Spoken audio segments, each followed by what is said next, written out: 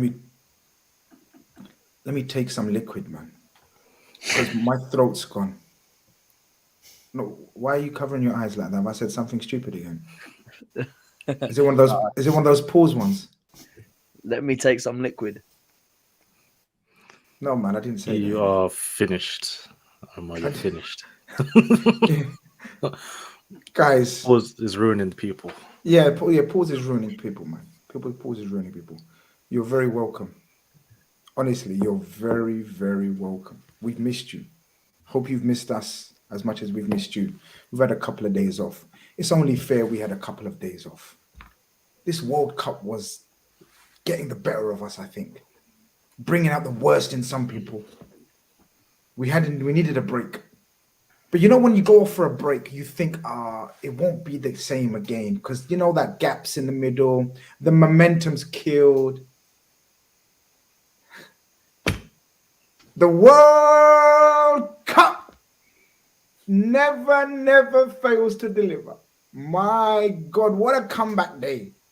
2 quarterfinals that majority of the footballing community thought would be straightforward, maybe a few issues, but overall straightforward. Well, my God, were they not straightforward.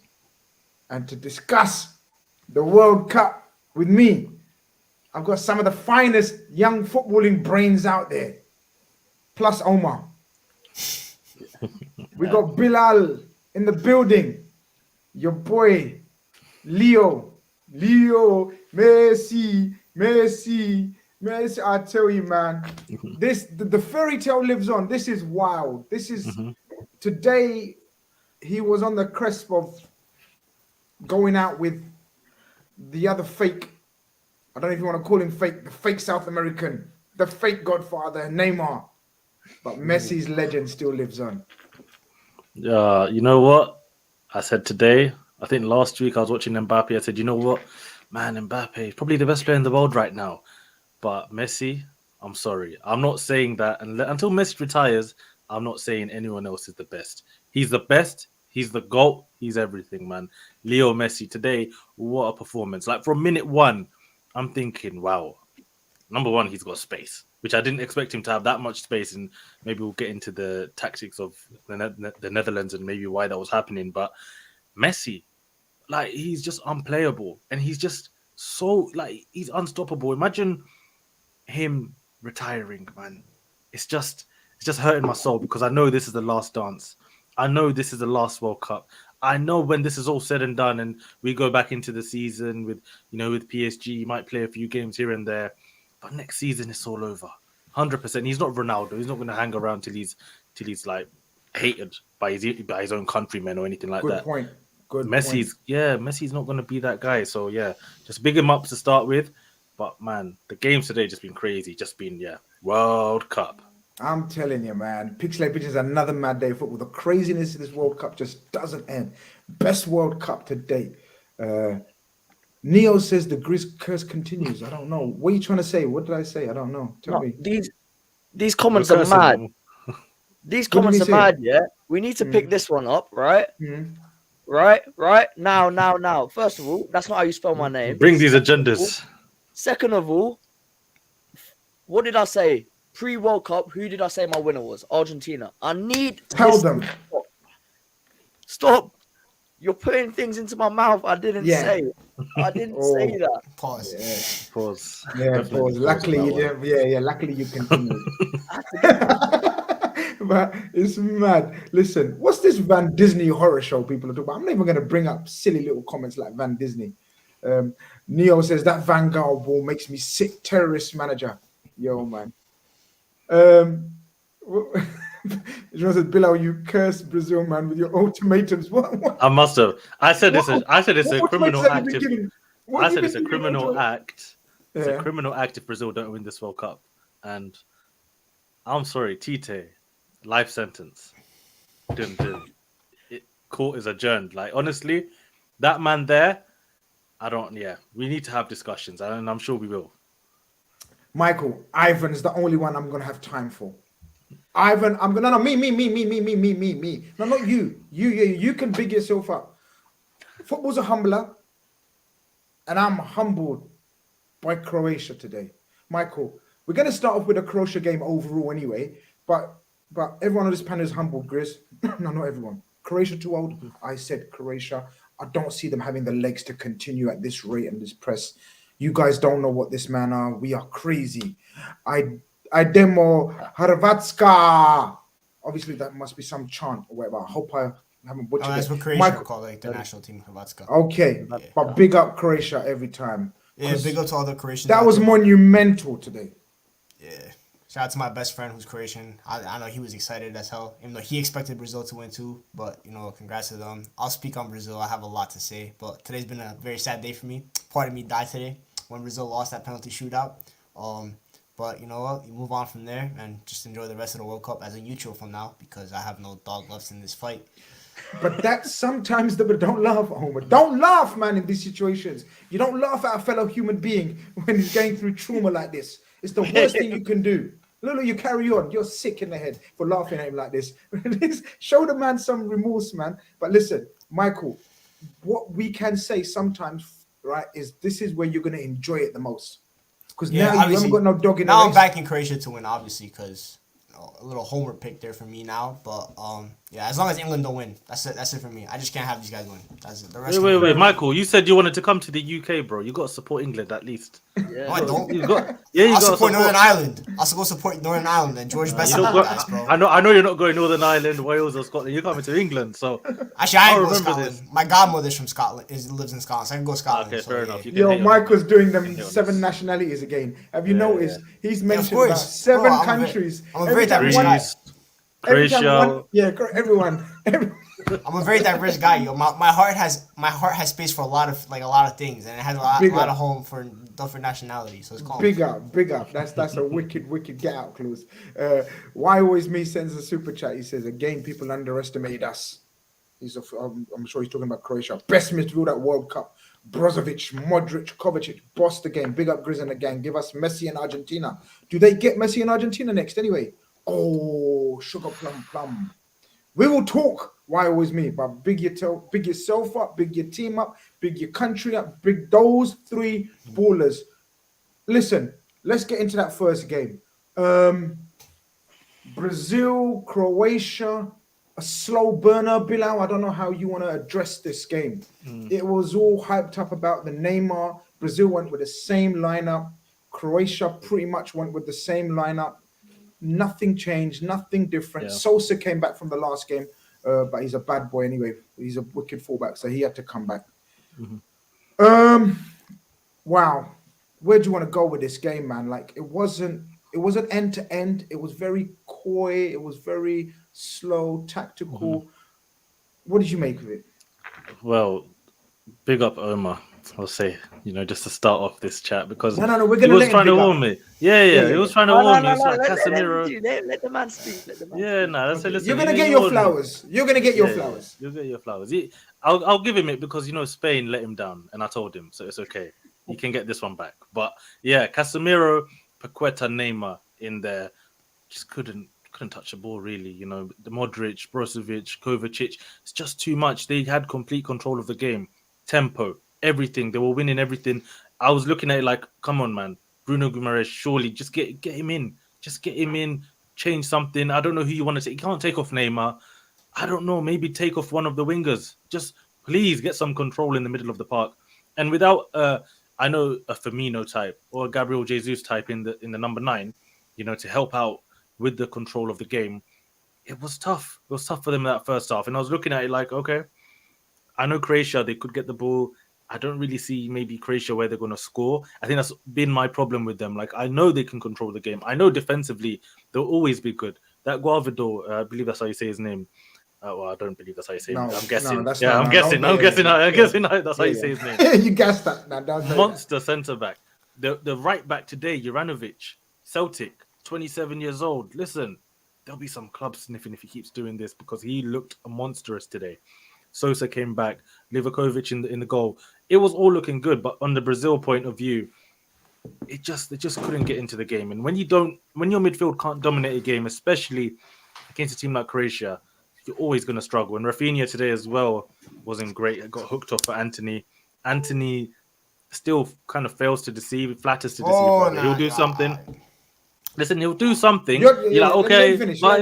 Yes, listen, for me, he did offer a bit more than Rafinha, 100%. But it's like Anthony, I don't know, like there's just something missing. But you know what it is? Fair enough. I don't want to come for your boy. I'm not here for that. So don't worry about that. But honestly, Brazil today were really, really disappointing. But then when Neymar did that, just individual brilliance in the extra time, you just think it's his day. Neymar's gonna drag them out of this, and it all just fell apart, and deservedly so. Really, if you think about over the course of the whole game, Croatia definitely deserved to at least go to, extra time. But you know what, Croatia, surely, guys, let's just stop watching their games till the 80th minute. Watch extra time, watch penalties. We'll save ourselves, honestly, so much time. We could do other things in our day.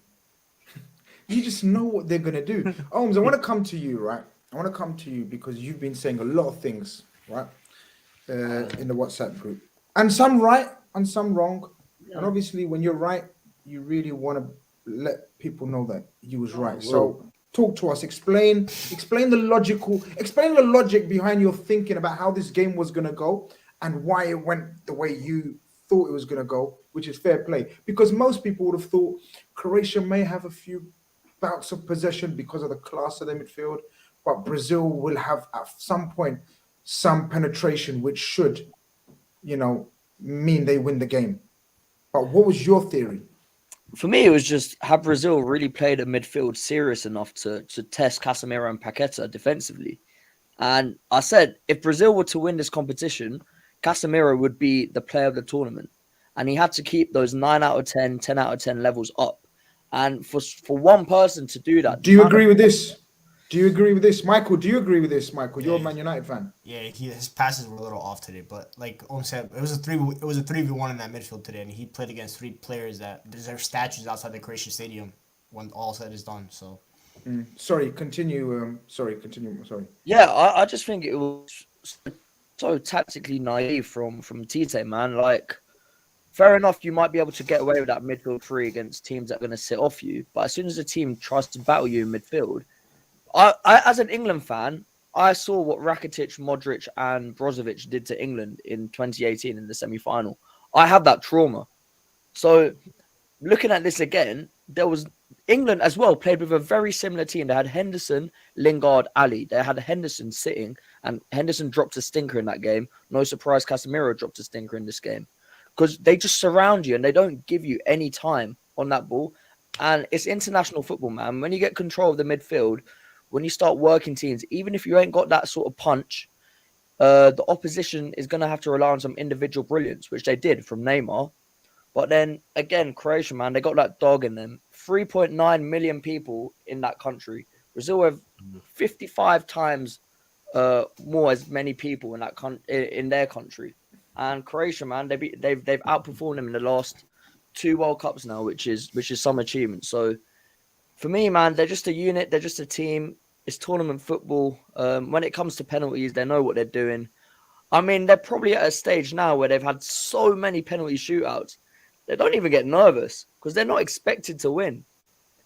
Like, I don't think they've lost one since 2008 against Turkey in the Euros. I think that's the last time they lost a penalty shootout. But before we get into the penalty shootout, well, first and foremost, Michael, can you help us? Is this how you say? Because I know you've taught us how to say Gavadio.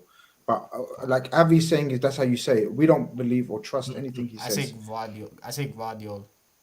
Gvadio, yeah. I basically said that. Come on, guys. Give me some. You said some next shit, bro. You stay. You relax. You're calling him Gary Vardy or something. Yeah. You were saying some next shit, man. But there was another comment that I found interesting, man. Yeah, we're gonna talk about people saying, please speak on Modric. I can't find a comment, but yeah, look. First and foremost, guys, coming up to 200 of you in here, and the likes are really low, like single digits almost. Might as well be single digits, like, you know what I mean? Shambolic. Smash the likes, as Pixelated Pigeon says. Thank you very much. Michael, when I see the teams, well, from what we've seen from Brazil and from what we've seen of Croatia, we know there's 2 different types of football. right? Croatia tried to control the midfield because that's their strength. It's pretty much the opposite of Brazil because they haven't got a midfield. In my opinion, they haven't got a world-class midfield, but they've got world-class forwards. So Neymar, Vinicius, Rafinha, who I don't think is world-class per se, but okay, you know what I mean. And then Neymar, right, propelling that attack. The one thing, guys, and this is your turn to give me some flowers, please. I've got hella abuse, but sometimes I need some flowers. It's always good to boost like egos sometimes, you know. It's no harm. What did I say about Brazil, about the fullback situation at the start of the tournament? I said the Brazil teams, or I did it at Holmes. I said Yeah, no, you the did. teams that the modern day teams, what we've grown up to watch in the recent times, is all about fullbacks being your weapons of attack, surprise attack, wide attack, different dimensions of attack. We've seen the three prong attack, and then like a Neymar or a number 10 behind them. We've seen all of that.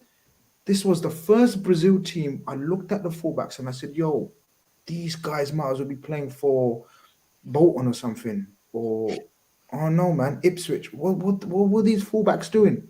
And then today he asks, because Michael, especially to you, addressing this to you, because bear with me now, we're going to break this down.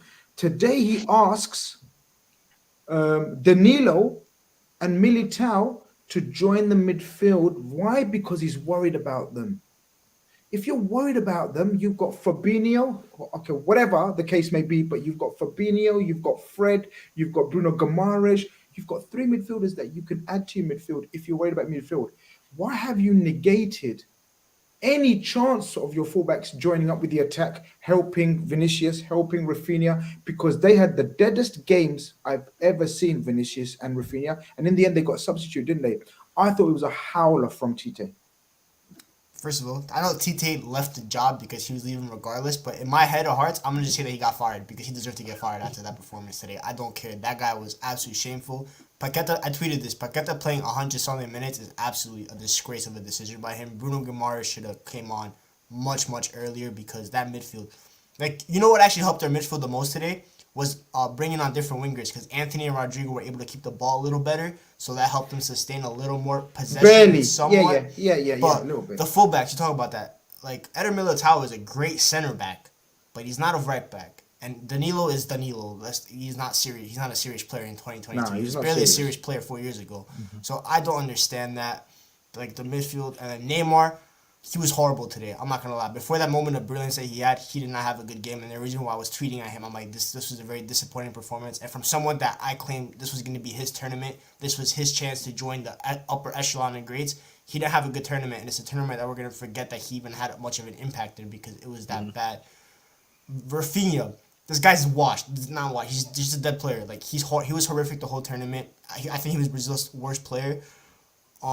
Vinicius, I don't know why he got subbed off. I know he had a horrible game, but we all know Vinicius is a game changer. Any flip of a switch, he could. And then I looked at the mismatch. Like, the first 5 minutes, Brazil got a little joy off Vinicius' side against Juranovic because Juranovic isn't strong defensively. But then they went away from that. Why are you going away from an obvious mismatch? I don't understand that. And then from there, just the subs. Like, I don't know who that striker was that got subbed on. That guy from Flamengo. Why is that guy there? Flamengo fans. Flamengo fans need to pay for your crimes. Yo, why is that guy there instead of Bobby Firmino? Why is that guy there Ban instead of Bobby Flamengo. Firmino? No, honestly, ban Flamengo. I despise that club now. Nah, man, It's all their fault. like, it's horrific. And in the end, they were a little too cocky. Brazil, I think the way that they started that game, they were a little cocky. They thought that it was in their God-earned right to be in that semifinal because they're Brazil. It's the same way that Spain think they're the best team in the world because they play the best football. This cockiness needs to stop. And Croatia deserve their respect because they are a European powerhouse, in my opinion, now. They deserve to have that respect. 100%. And Luka Modric, I'm going to say this now, is the greatest midfielder to ever play this sport. The way that he has carried this nation, back-to-back World Cups, semi-final, 5-time Champions League winner, at the age of 37, 38, dunking on the greatest footballing nation in the world, and potentially next up is the greatest player of all time. And if he beats him and it goes to another World Cup final, we're going to have serious conversations about Luka Modric. So I'm here to give him his respect because I underestimated how good he would have played today, and I'm never doing that again because he is an all-time great. And if he's not the greatest midfielder of all time, he sits at that table and he's in the top two seats. I think you make a very good case for Modric. I'll let the other two, who are probably around your age as well, so you guys can discuss that. I'm not going to put him in the top two. There's an argument for him to be in the top 5, 6, because he's a Hall of Famer. But I've seen quite a few in my time as well. But he sits at that table because he ain't going to sit on a 2-seater. He needs to sit on a round table, where there's 5, 6. And word to Roman Reigns in wrestling. Word to Roman Reigns in wrestling. He's head of the table. That's why I'm going with this. I mean, I don't know. I'm not going to disrespect your opinion because at the moment you have every right to be hyped. Your blood should be pumping through the veins because Luka Modric was so classy. Bilal, I don't know if you want to come with a slander first from the arrogant. Like, as Michael got a point about Brazil thought, let's just roll up. Let's do a couple of jigs on the touchline. They had their dance routines prepared. They knew which jig they're gonna do. Actually, did they dance with it? I don't even focus when Neymar. The chicken dance. No, I don't think. No. They didn't dance. They were just there. That was just hype. Okay. Like, we struggled to get that one. Neymar. Now we're gonna get to the goal because it was a sick goal. But overall, did you think, like Michael's suggesting, the attitude or their mind wasn't on? They wasn't on job. Yeah, I agree with that completely because before the tournament, the reason why I thought Brazil were going to win it, and I thought, 100% Brazil, they're going to start changing things around when things get a bit tougher. There was loads of talk before the tournament that, okay, for example, in a game like against Croatia, the likes of a Fabinho or a Fred or a Bruno Guimaraes would definitely come in these sort of games. It wouldn't just be, like the easier games where, you can play the Neymars, Paqueta, and have fun and just enjoy football, dance around, blah, blah, blah. I thought Tite would have been way more tactically astute and be like, you know what, this is a knockout game. I need control. And I was shocked that he didn't do that. So, for me, cockiness and all of that plays into this 100%. Mike, but I look at... go on. Sorry, go on. For me, I knew they weren't going to win it because Tite went into this saying, I want to win it, but I want to win it playing style of football. I want to play beautiful football. Just say that, man. I'm like... And that's when you knew that he was going to be stubborn to this way of playing. He thought, you could jog a Benito it through to the final. You can't, man. These European teams, they're tough. They're tactically very, very hard to beat, man. Like, we'll get into the Dutch, but like they're some solid teams. They've got engines in midfield. They can go for days. So, for me, man, Omar, just sorry to interrupt. You make a good point about that jog Benito. I just want to stay on that for a little second, right? These players, as much as I've gassed them up, right? Vinicius Jr., Richarlison, Rafinha. This is not Joga Benito. This isn't R9. This is just jog. What is this? This is, like I said, Joga Benito. It's Joga fail. That's what it is. But I shall tell you one point we need to address. Look at those 3 players that you mentioned, Bilal. Richarlison, Rafinha, Vinicius. Okay, Vinicius, granted, he's won a Champions League with Madrid, but he's young in his career. Yep. What have these guys won or done at the highest level to come with his strut? To come with his bounce? To come with his chest? Ever celebrates is winning a corner in the Merseyside derby. That's the only thing I've ever seen him celebrate, apart from scoring a goal. No, but you get what I'm saying, though, innit? What gives them the chest to come like this? It's facts. Listen, it's facts because Vinicius, granted, as you said, starter for Real Madrid. Even if you have criticisms about him, he's done it at the biggest stage in club football. Richarlison and Rafinha are bench warmers. These guys are rotation players, and you're starting these guys when you've got the likes of Bobby Firmino at home. Of course, okay, Jesus got injured, but even when he was fit, didn't really want to use him. And I said, use Richarlison, fine. Yeah. No, you make a very good point. Sorry, I want you to get Omar's opinion on that because Liverpool fan.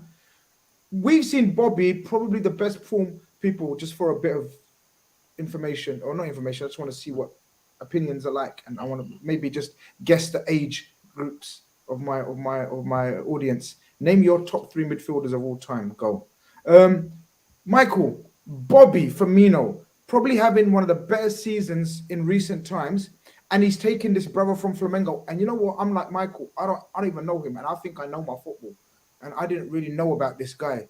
Like, Yeah, but did it make sense? No, it doesn't make sense. Bobby Firmino actually showed up for Brazil. Gabriel Jesus, you can say doesn't show up for Brazil because this guy didn't score in the last tournament. But Bobby Firmino, from what I remember watching Brazil, he actually steps up and he is a number 9. Scores in every tournament he plays. Yeah, and he's been in good form. Like the last couple of years, maybe you could say not take Bobby because he wasn't on job like last couple of seasons. But this season, he's been Liverpool's best attacker sometimes at points. But it's the point I'm trying to make, right? Is if you've got a youngish attack, Vinicius, Rodrigo, bring the veteran. You need one guy who's been there, won it, done it, seen it. Mike, Omar, Bobby has been probably our best attacker, or one of the better performers this season.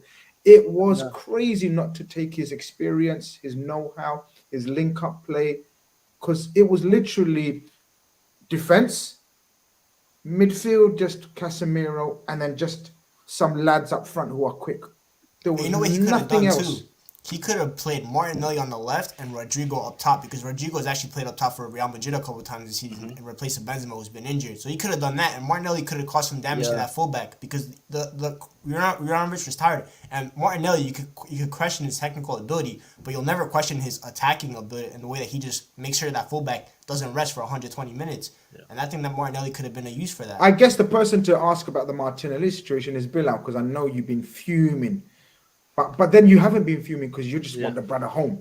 Yeah. After Jesus got injured, I said, bro, just stay on the bench, man. Like Saliba, even Saka, man. I'm thinking, bro, you might have to get knocked out because I know this guy's going to play every game. You know what I mean? But you are such a flip flop. You are such a flip flop. This is treason. Man. Yeah, tomorrow I will be there, 3 lines on the show and all that. But yeah, honestly, I look at Martinelli, and today definitely you bring him on. Like, come on, like that. Vinicius wasn't having a good game. And that right back, as we said, he was amazing throughout most of that game, but he's tired. He's tired. And if there's one player you don't want to come up against, it's definitely Martinelli because the kid's non-stop. Even the stats today that I saw about most touches in the box, Martinelli's in the top 10. He's barely played a game. You know, I just look at stuff like that and I just think, come on. And I just want to backtrack on Michael's point about Jesus. Listen, the last trophy Brazil have won, Jesus scored in that final. He scored the winner. Yeah. Didn't he get sent off? Wait, didn't he get sent off? He got sent off in the 70th minute, but it doesn't matter. They were already winning, and he scored the winner. Richarlison, I believe, scored after that, like to make it free. But listen, Jesus and Firmino, they've been those guys. They need to respect the actual top level players. He's better than Richarlison, though. He's better than Richarlison. But listen, I know Jesus got injured, so it's a bit of a useless point. But he wouldn't have played Jesus on the right, which I would have done. I always said, listen, bring that directness and then have Richarlison up front. That's fine. But I look at this team today, Brazil. It's definitely cockiness that played into this, and taking off Eder Militao as well. I know maybe you think he's tired, blah blah blah, but he's solid. He's solid, and a big part of Brazil being good in the back was Eder Militao. So for me, I just look at Brazil, and it was a disaster all round. And Tite, as Michael said, if you didn't leave, you would have got sacked anyway. So yeah, it is what it is. Can I just touch on the Firmino thing? Like, I love Firmino and I love his season, and I still think he should have gone ahead of that Flamengo guy. And yeah, he might have made a bit of a difference, but and yeah, if he was playing in that 10, he might have worked a bit harder than Neymar. But I still don't think it's a Firmino thing. I just think it's a midfield thing. For me, you've got to go into big tournaments with a good. Like it sounds stereotypical. I don't know, not stereotypical. Just every tournament, right? You have to have a midfield that functions well. If you go back to the previous winners, or I'm going to think of you. I don't know about Copa America. I'm thinking about World Cups and Euros. If you look at every single midfield that's won, it's been either a midfield that can completely take control of a game, or a midfield that will work their socks off. If you look at Italy, Jorginho, Barella, Verratti, hard to get past. If you looked at the year before that, Matuidi, Pogba, Kante, you can't get past that. Germany in 2014, Khedira, Kroos, Schweinsteiger. These guys, they don't play about in midfield. I hate that guy, by the way. That guy's the biggest jinx of all time, by the way. Schweinsteiger. I've never seen a bigger jinx than Bastian Schweinsteiger in my lifetime. Carry on, my bad. No, it's true. 2016. Well, remember the Portugal midfield in 2016? It was like Moutinho. I can't remember who else was in it. Probably Carvalho. And someone else, João Mario, right? Oh, Renato Sanchez. Renato Sanchez. Can I ask one question though? You mentioned something about, and it's jogged my memory now because I was doing another show somewhere this morning, and one of the panelists was talking about you don't win tournaments with Jogo Bonito. Like, stop it. Like, there's no teams that play football anymore that win tournaments. Look at the tournament winners of every nation, apart from possibly Spain when they won it. Maybe but Spain was domination in the middle as well. Spain was a domination in a different sense, in terms of like a ball possession sense. Even if you look at the Brazil 2002 team, right? Yeah, you had Ronaldinho, Rivaldo, and R9. R9. But then R9. R9, I'll give you the greatest number 9 of all time. But that midfield was absolutely solid. You still You can't get away with. Listen, you need foot soldiers in midfield. You need foot soldiers in midfield. Rice, Henderson, you have to. Who? Yeah, but I mean, look, I asked the question for people, and none of you lot have been starring in it, so I'm just gonna have to go back a little bit. But I've asked the top 3. People have been saying Modric, Zidane, Iniesta. I got there. There's Zidane, Xavi, Modric in there. There's Zizou, Modric, Cesc in there. There's ball. He knows ball. Xavi, Gerrard, Zidane. That's the top 3 I can get behind. There's Zidane, Iniesta, Modric from a Croatian. That's from. Would you have Zidane? Like, would you? As in, like, not Zidane, of course. He's one of the best players, but like, he's a number 10. You know what I mean? Like, I don't know. I shouldn't specify. I said midfielders, to be fair. I didn't say center mids, so it is technically a midfield. What about Lothar Matthäus? Grizz, you can probably speak on Matthäus. Lothar Matthäus was a monster.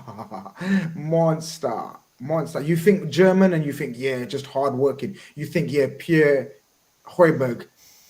You know what I mean? You're thinking, he's just functional. Matthäus could play ball outside of the foot, right foot, spray passes. But look, this is the best one. Xavi, Modric, and McTominay. You understand? Don't ever. I'll give you mine. Yeah. Go on. Modric, any order. I don't really care about the order. Modric, Yaya Toure, Patrick Vieira. You're not beating my 3. No, but that's not top 3. Mine is Zidane. No. Mine is Zidane, Iniesta, and Gerrard.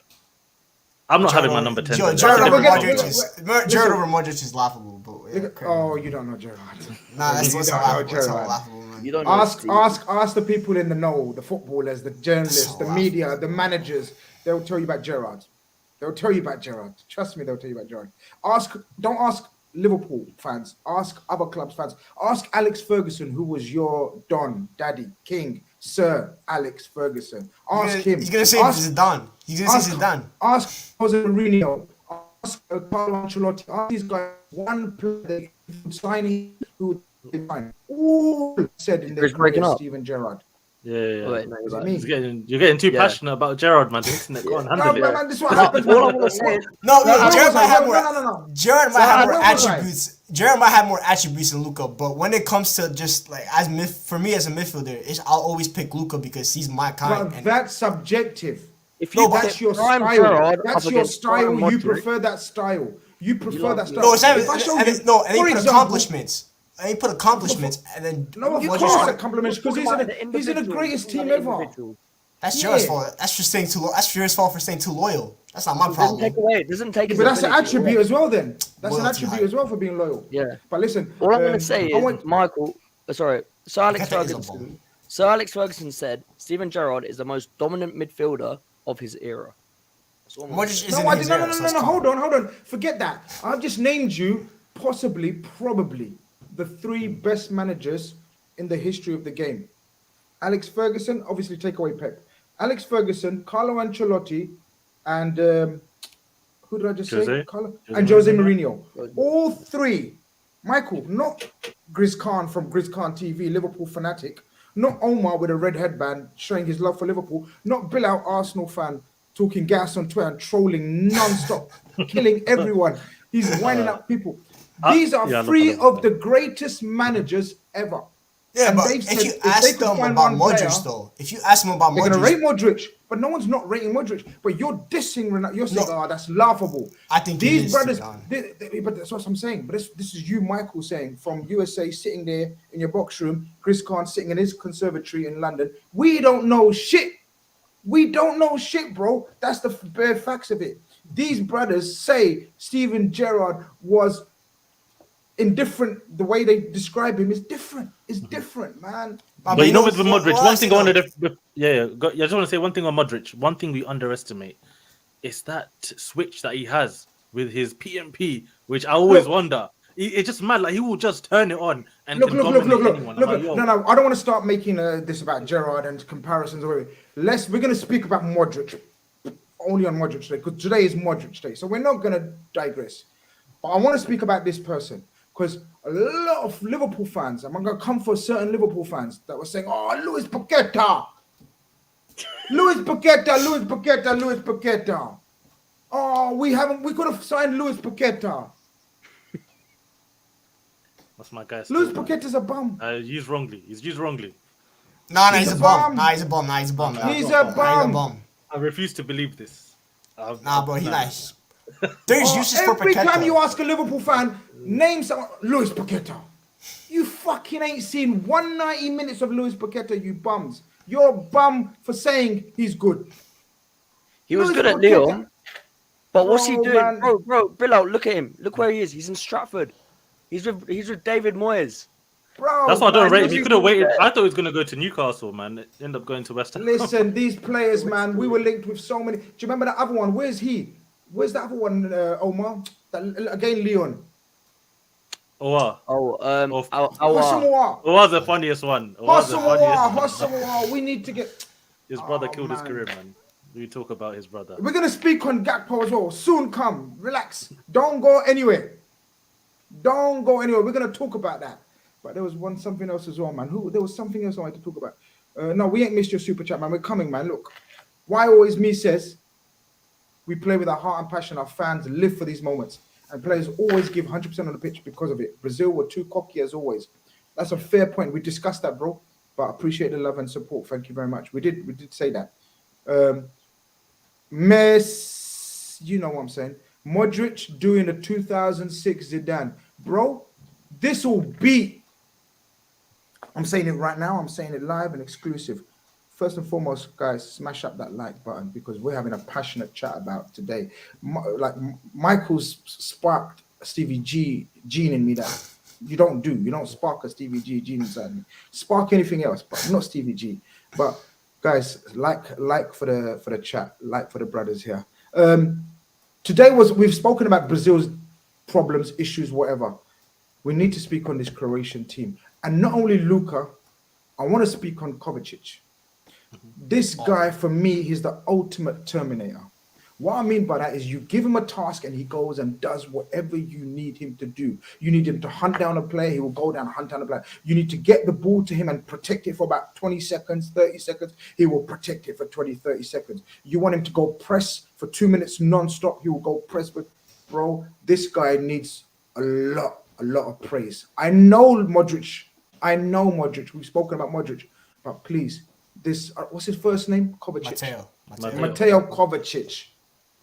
Please speak on him. First of all, one thing, he's Chelsea's best midfielder. That's the first thing I gotta say. Absolutely, he's Chelsea's best midfielder. And he's basically a baby Modric in a sense. The way they have very same attributes, and the way that he just protects the ball, the way that he ball carries, his ball carrying numbers. If you look at them, they're absolutely incredible. And you just can't get the ball off him. And you know what? He has a lot of intangibles that you just want. First of all, he's a winner. Everywhere he goes, he's won like 4 Champions League. Yes, he's played about 12 minutes in them, but you know what? He's always there to win them. And he's just incredible. The tackling, the passing, and the final third, yes, sometimes not good, but that midfield, his job there is to help keep the ball. And him and Modric were the absolute controllers, and Mateo Kovacic absolutely was one of the players that ran that show today. That's why I said, when all is said and done in these three guys' career, Brozovic, Kovacic, Modric, that statue outside the Croatian stadium is going to get built for them. Because you're talking about 3 of maybe the 5 best players to ever wear that Croatian jersey after a Davor Šuker and someone else maybe. But absolutely all-timer. And he deserves a lot more respect from Prem fans because Prem fans slate him on Twitter all the time saying that he's overrated. Absolutely not. He's not overrated. He's a top player. Yeah. 100% agree with that. Yeah, no, 100% agree with that. Kovacic is, from day one, was at Inter, they were talking about him. This guy's, from day one, they've been the talent's just been undeniable. I think injuries and maybe, I think even moving to Chelsea, to be totally honest, I think moving to Chelsea, I know he's won a few things there, but I don't want to slander Chelsea. People think I'm an Arsenal fan. No, I'm just saying I like slandered them. that Go ahead, type slander. that type of club with the instability, sometimes with the lack of No, I know what you mean. football. You can make They it's a don't good generate point. enough football. In another club like a Liverpool, for example, let's say. Oh, he's the perfect Klopp player. He's the perfect Jurgen Klopp midfielder. We were linked with him when he was at Inter. I remember this back in the day. And then I thought we were going to get him, and he ended up going Madrid. So if anything, we missed out on one there. Yeah, got Coutinho from Inter though, so I think you're right. Look, hey, Nomadic is one of our regulars. Yeah, she says you can praise Cover without dissing Chelsea. Bilal, come on, stop this. I'm not dissing Chelsea. I'm just saying, listen. There's other clubs that suit the way he plays. The Man City. Yeah, he's not really a Chelsea midfielder. He's not really a Chelsea player. Yeah, he is. Kantes and dogs, dogs of war. That's what I think of Chelsea. So a couple of people are saying, speak on Brozovic. Seth Rollins, Dean Ambrose, Roman Reigns, the Hounds of Justice. These three, they're dogs. They're actually dogs. What a comparison! I just thought of that. We got the WWE. I think Brozovic is also very underrated. I think for me, he's in maybe a top 5 DM shout in the world potentially. When you really, I agree with you. I've been,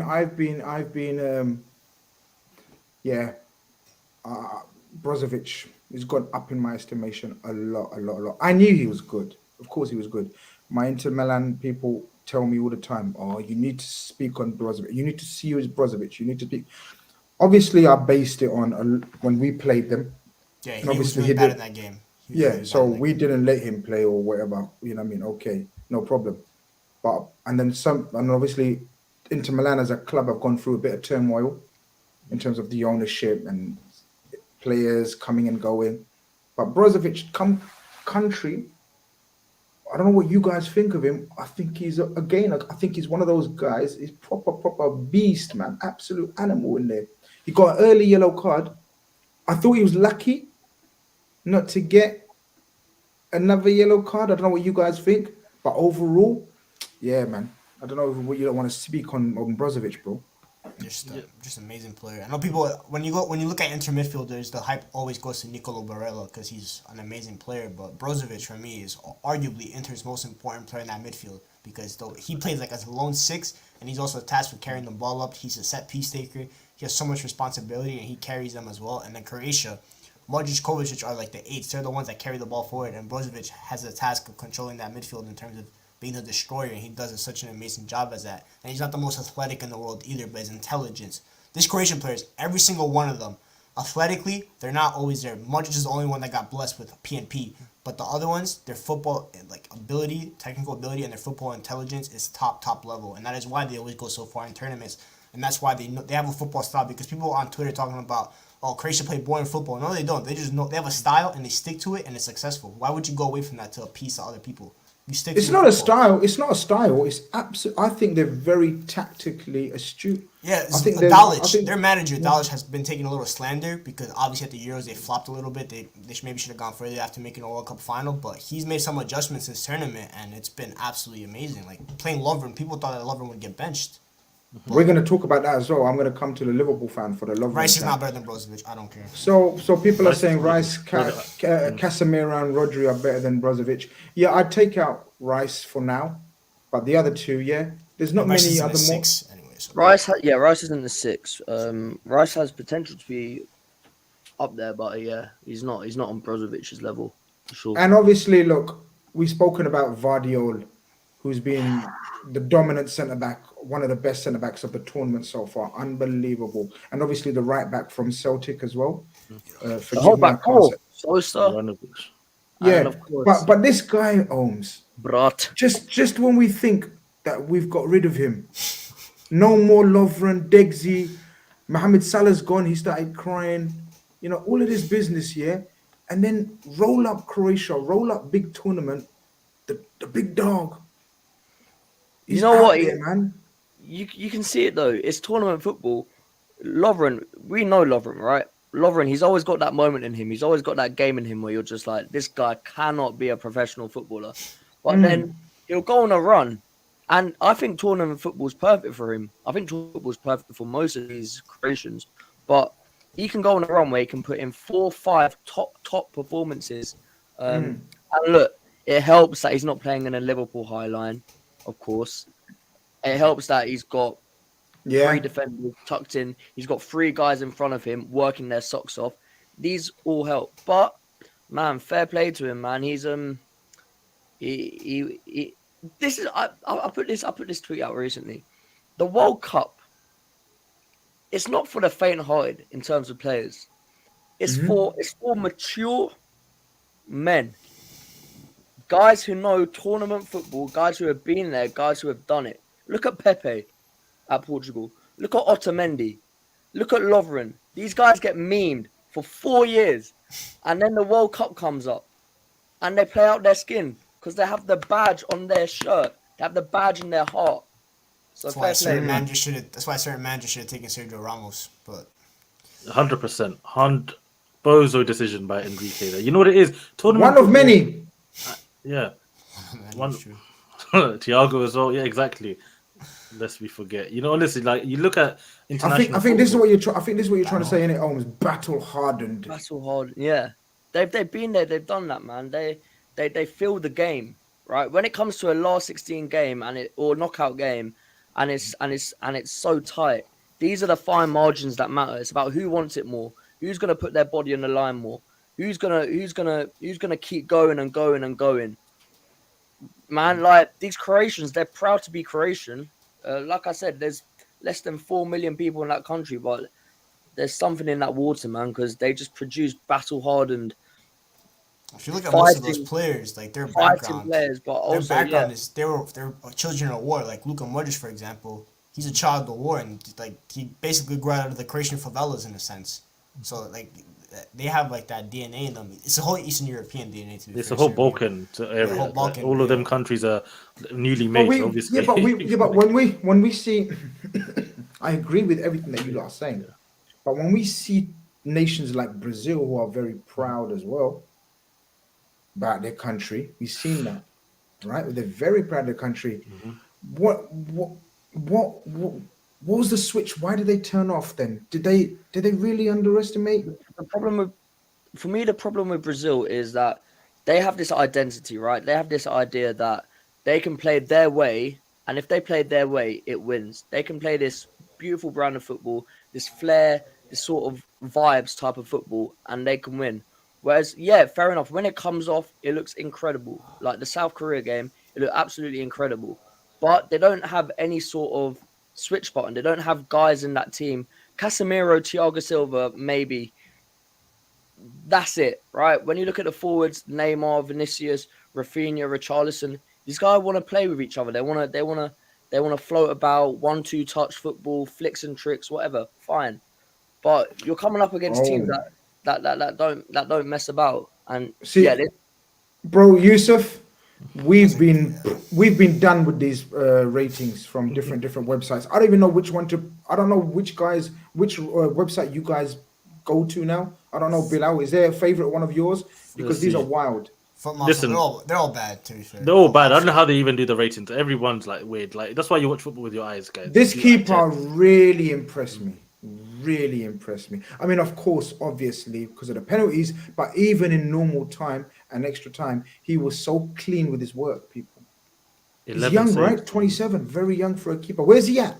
Dynamo Zagreb. Dynamo Zagreb. It says it there.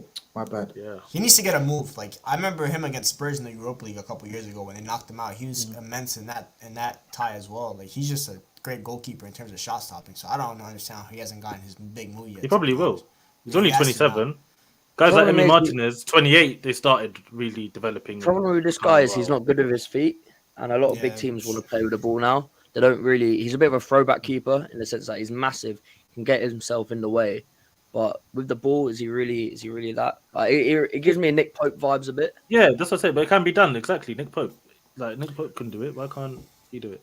People are saying Neymar needs to take the blame here. This game mirrors his career. Has everything what it takes, but just fails awkwardly. Look, it's not. No. Look, okay, go on. You go with Neymar. That was a stunning goal. He was the only difference maker. All of that. I've said Neymar is insanely talented. Neymar is just under Ronaldinho in terms of talent, pure talent. Like that's how much I rate Neymar, right? In terms of just pure skill and technical ability. But what's missing then, people? I don't know. Like, let's go through it. Like, is it That's- bad team, or he's always at a bad time at a bad place, wrong timing, goes to the wrong club at the wrong time? He was one of the all-time greats at Barcelona, had the potential, but then he chose to go to PSG. For me, that was the biggest fuck up. I think for me, honestly, Neymar's been very unlucky. First of all, this is the first ever Brazilian team that you could say deserves to win the World Cup in terms of talent. Like, the 2014 team had a guy named Fred Striker who was abysmal. That team was not good enough. And the fact that he took him to the semifinals before he broke his back is a commendable act just in itself. 2018, he flopped a little bit. For me, the PSG move, I get why he wanted to leave Barca, right? Because he's a player that deserves to be the number one on a team. And when you play for Barcelona, you will never be the number one over Lionel Messi. No matter what Messi said, that I will give you the keys to the team. It doesn't matter. In Barcelona, Messi is God. That's how it goes. And you saw it after the La Remontada against PSG. Neymar was the best player on that pitch. But where did all the credit go to? Lionel Messi. So that's why Neymar wanted to leave, and PSG offered him the way out, and he thought that if he could take PSG to their first ever Champions League, the legacy boost it will give him. But he got unlucky with the injuries, and I know history will not remember. Like, you can already tell that history will not always remember Neymar kindly, because he's going to be the greatest ever Brazilian to never win the World Cup, and that's not something you want to be a part of, because he deserves to be among the Brazilian greats, the Ronaldinhos, the R9s. Yes, he might not be as talented as them, but he's almost there.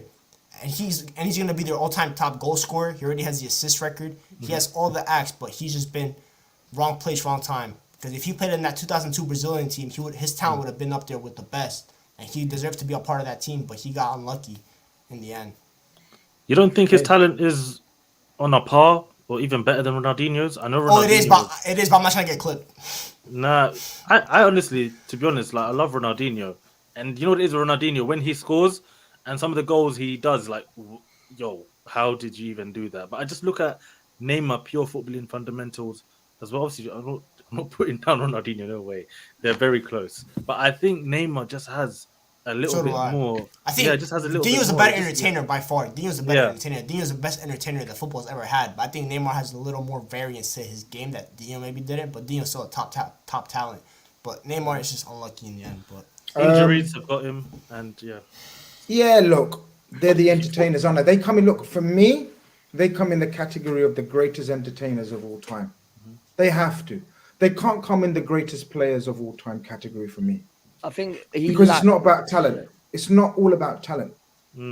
I think he lacks just the 0.1% of mentality that people like Messi and Ronaldo have in terms of just going. Like, it's why Mbappe came into that team, and I feel like PSG is now Mbappe's team, not Neymar's team, when it really should be Neymar's team, right? But Neymar, I commend him because he wants to entertain. He sees the joy in football. He sees that football's more than just, for him as a Brazilian, football's more than just efficiency and numbers and all of this, right? There's another element to it. There's an entertainment factor. But for some guys, football's about, I want to be the best. I want to get the most goals. I want to get the most assists. I want to win this. I want to win that. And I feel like when he left Barca, a little bit of that came out of him. And just at the top level, you can have all the talent in the world. But if that little bit comes out of you, then other guys will usurp you. And it's the main character syndrome, isn't it? He's got the main character syndrome. He wants to be the main man everywhere he wants to go. You know where that started that from, though? He got the pressure of the Brazil on him from 18 years old. From day. At Santos, he was, and I said this on my TikTok, he got thrown in the wind, like in the fire from early on. He didn't get the chance to ease in. Like, Ronaldo had Romario be the face of Brazil. He was able to get mentored. Neymar had no one. He had Dino for maybe a year or two, but that's it.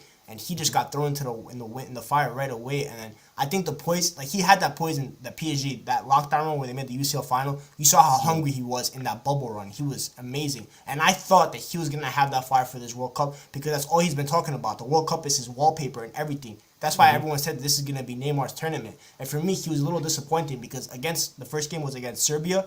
I didn't think he was that good. Against Korea, you could put it down to Russ. And today, we all thought that was his moment, right? That goal. We all thought Brazil was going to win. I thought the game was over. That was the moment Neymar announced, and then it just got taken away from him, just like a lot of things have been taken away from him in that aspect. Yeah. He's always been a nearly guy. in that aspect. Nearly beat He showed his Bayern in the mentality though semifinal. today. I think he showed his mentality today. I'm sorry, like his ankle mentality was is top. so finished. His ankle was finished. The guy's put himself through mad like recovery. He's come back. He scored Yeah, that look. goal. Many players wouldn't score that goal, and his team let him down. And that's at the end of the day, football's a team game. One And thing we I can't- question even Messi though- today, could have got knocked out. It's a penalty shootout. One thing I question though, Neymar should have taken that first pen. I think that's weak to not take the first pen. Wait, listen, I always want we'll my get onto superstar this. taking We'll get that onto No, first no, this. we're pen. getting Why to did- it now because we Yeah, want to yeah. finish off. So we'll Yeah, get into fine. that. Go on. What's your thoughts on that then? About No, I the was gonna penalty ask. order? This is about in But general. Very, very quickly, Yeah, go guys, hit that like button, man. We haven't reached 100 likes. Come on, there's nearly 250 of you now. Hit that like button, man. Let's smash that up. Go on, Bilal. I was gonna say,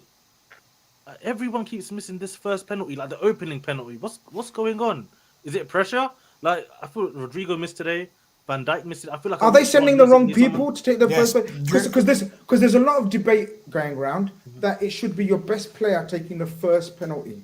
First or third. For me, it's always the first or the third pen because Modric just took the third pen for Croatia, and What's Messi the thinking behind the third one? Go on, explain It's that. because like that's usually when it's like tied up, maybe like a 2-2 or 1-1, and you want your best player to give you that lead, the advantage. When it gets to the real pressure, stress situation, Yeah. maybe. Yeah, that's what I think. And then I think Neymar should have taken that first because Rodrigo is a youth. He hasn't really taken pens. It should be Neymar taking that first pen. The way Messi always takes the first pen for Argentina, every single penalty shootout. And then you have Ronaldo who takes the fifth because he wants the big lights. That's the thing behind taking the fifth. And I think Neymar, in that type of situation, bro, it's a World Cup. You got to take that first pen and make sure your team has that advantage because Neymar is one of the coldest pen takers. We saw what he did to that Korean goalkeeper. He was making him stutter like it's NBA. So I think Neymar, you got to take that first pen and give your team the advantage. Otherwise, because you're going to regret it if you have to take the fifth because sometimes it doesn't get to you. And you don't want to live life with regrets in that aspect. Can I ask one question? It might be cheeky. Do you think he won? That was his choice because he wanted to be of course. again the main character syndrome again. Yeah, Do you remember Ronaldo was accused of the same? Yeah, I think it is the main character. I think in that aspect, he wanted the fifth because he wanted to bring it home. But you can't risk that chance, especially in a World Cup, man. Like you can't be risking that. We've got a super chat, Sean. If you're still in the building, I know you sent a very generous super chat. I really appreciate that. We're going to talk about that in the Brazil section. We're just talking about the Neymar. Sorry, we're going to talk about that in the. Oh, sorry, my bad. I'm so confused. Forgive me. I am so confused. First shout out to Shehan. He says World Cup just tuned in. Big boys, big up from New Zealand as per. Wow, what a day! In the words of Bilal, it's not a job, bro. You know what I mean? Sean sends in a generous super chat. Appreciate the support and love, my friend. He says, so please tell me why Flacco did not take a penalty because he is the GOAT of penalties. Omar, any logic or understanding of the situation? When did Brazil have another sub to make? If Brazil had another sub to make, I'd say, yeah, get Fabinho on. But then still, I hate this whole, like, bring someone on. Bringing on a player. They missed like, ever since Sancho, Rashford, and Saka missed. It's been like that ever since. They Do you remember always miss. the first one I remember clearly was Zaza in the Euro 2016 when he took about 100 steps before he kicked the ball. It's fine margins, man. If Brazil win that, Neymar's the hero. Fabinho doesn't even get mentioned, but then they lost it. So when a team loses, when a team's knocked out, you start asking all these different variables and questions. It's like it could go either way. Fabinho, of course, man. This guy, I don't think I'll ever see Fabinho miss a pen, right? But like, you can't just bring a guy on just for pens.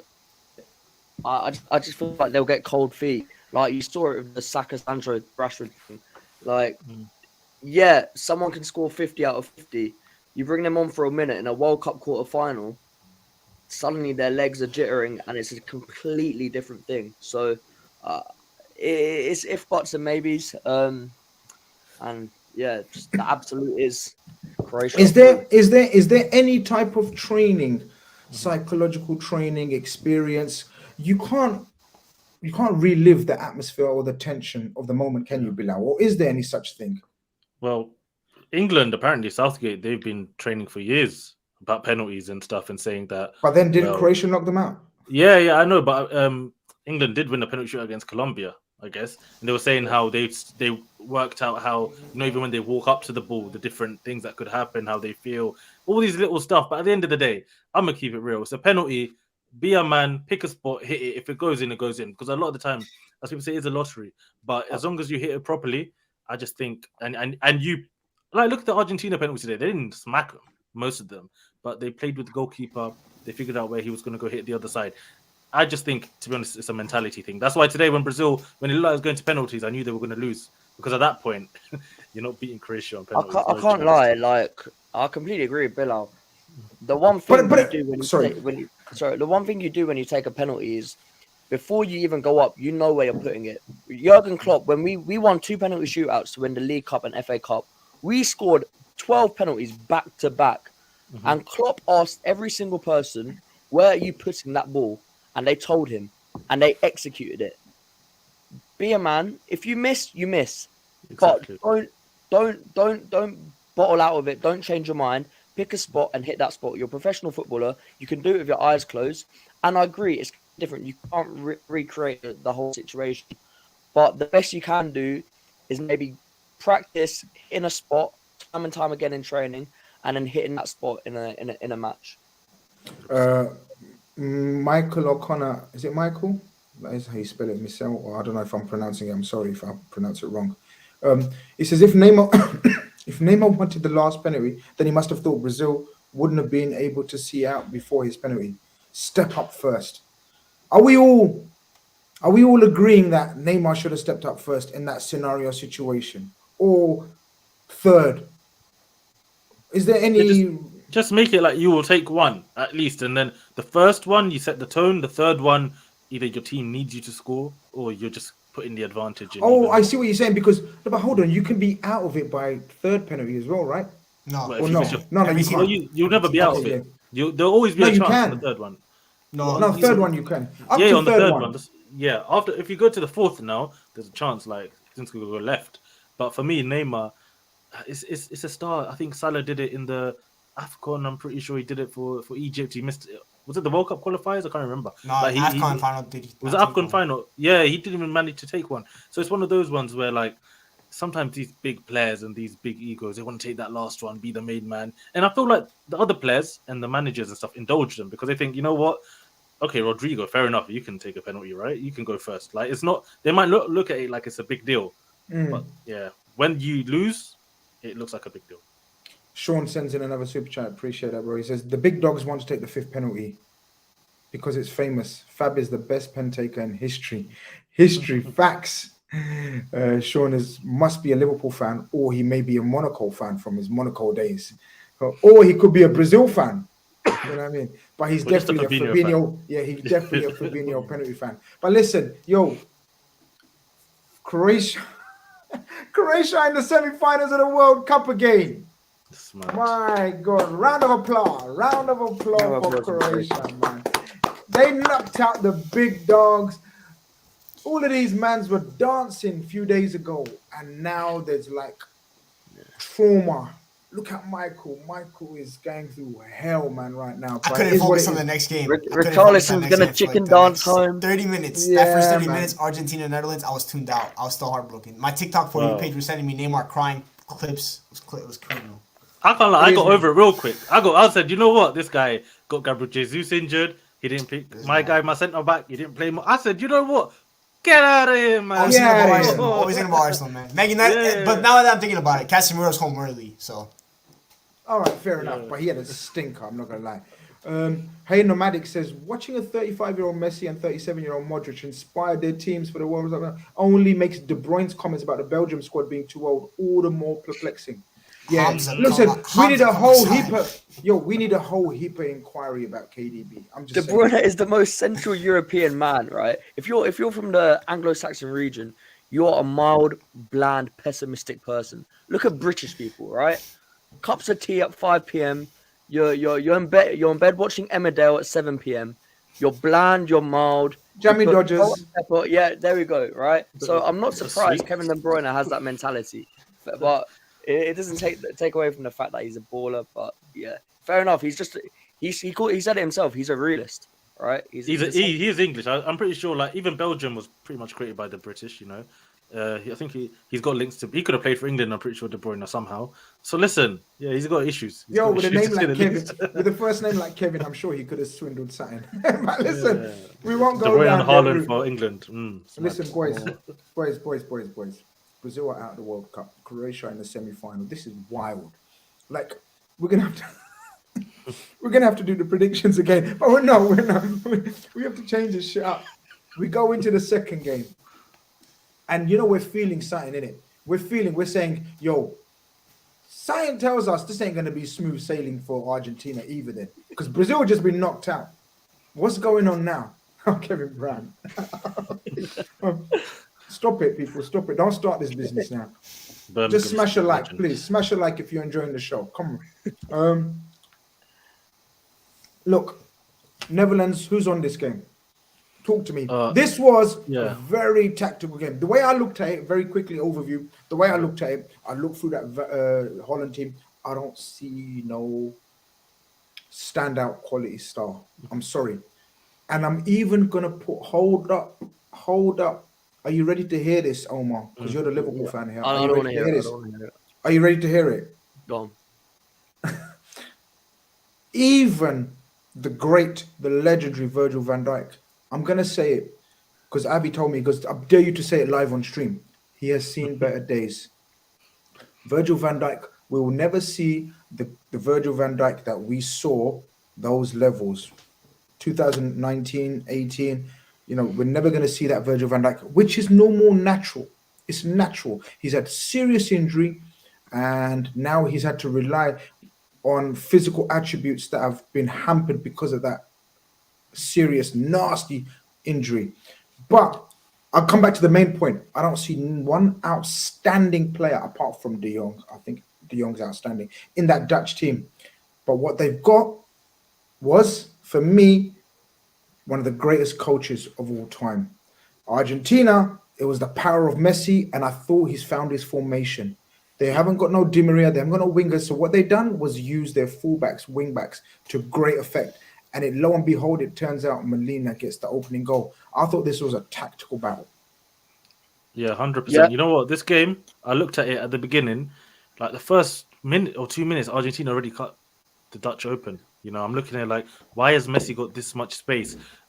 Before the game, I was very interested because the three at the back of the Dutch, the way they played against the US, and they shut them down. I was like, okay, Van Gaal, he knows what he's doing. So he's going to offer us something. And then Scaloni today going with this formation as well. I was like, Even like Van Gaal before the game, he was a bit cocky. He was like, they've not tried this system before. They can't do this, even though they have gone into a three at the back at times.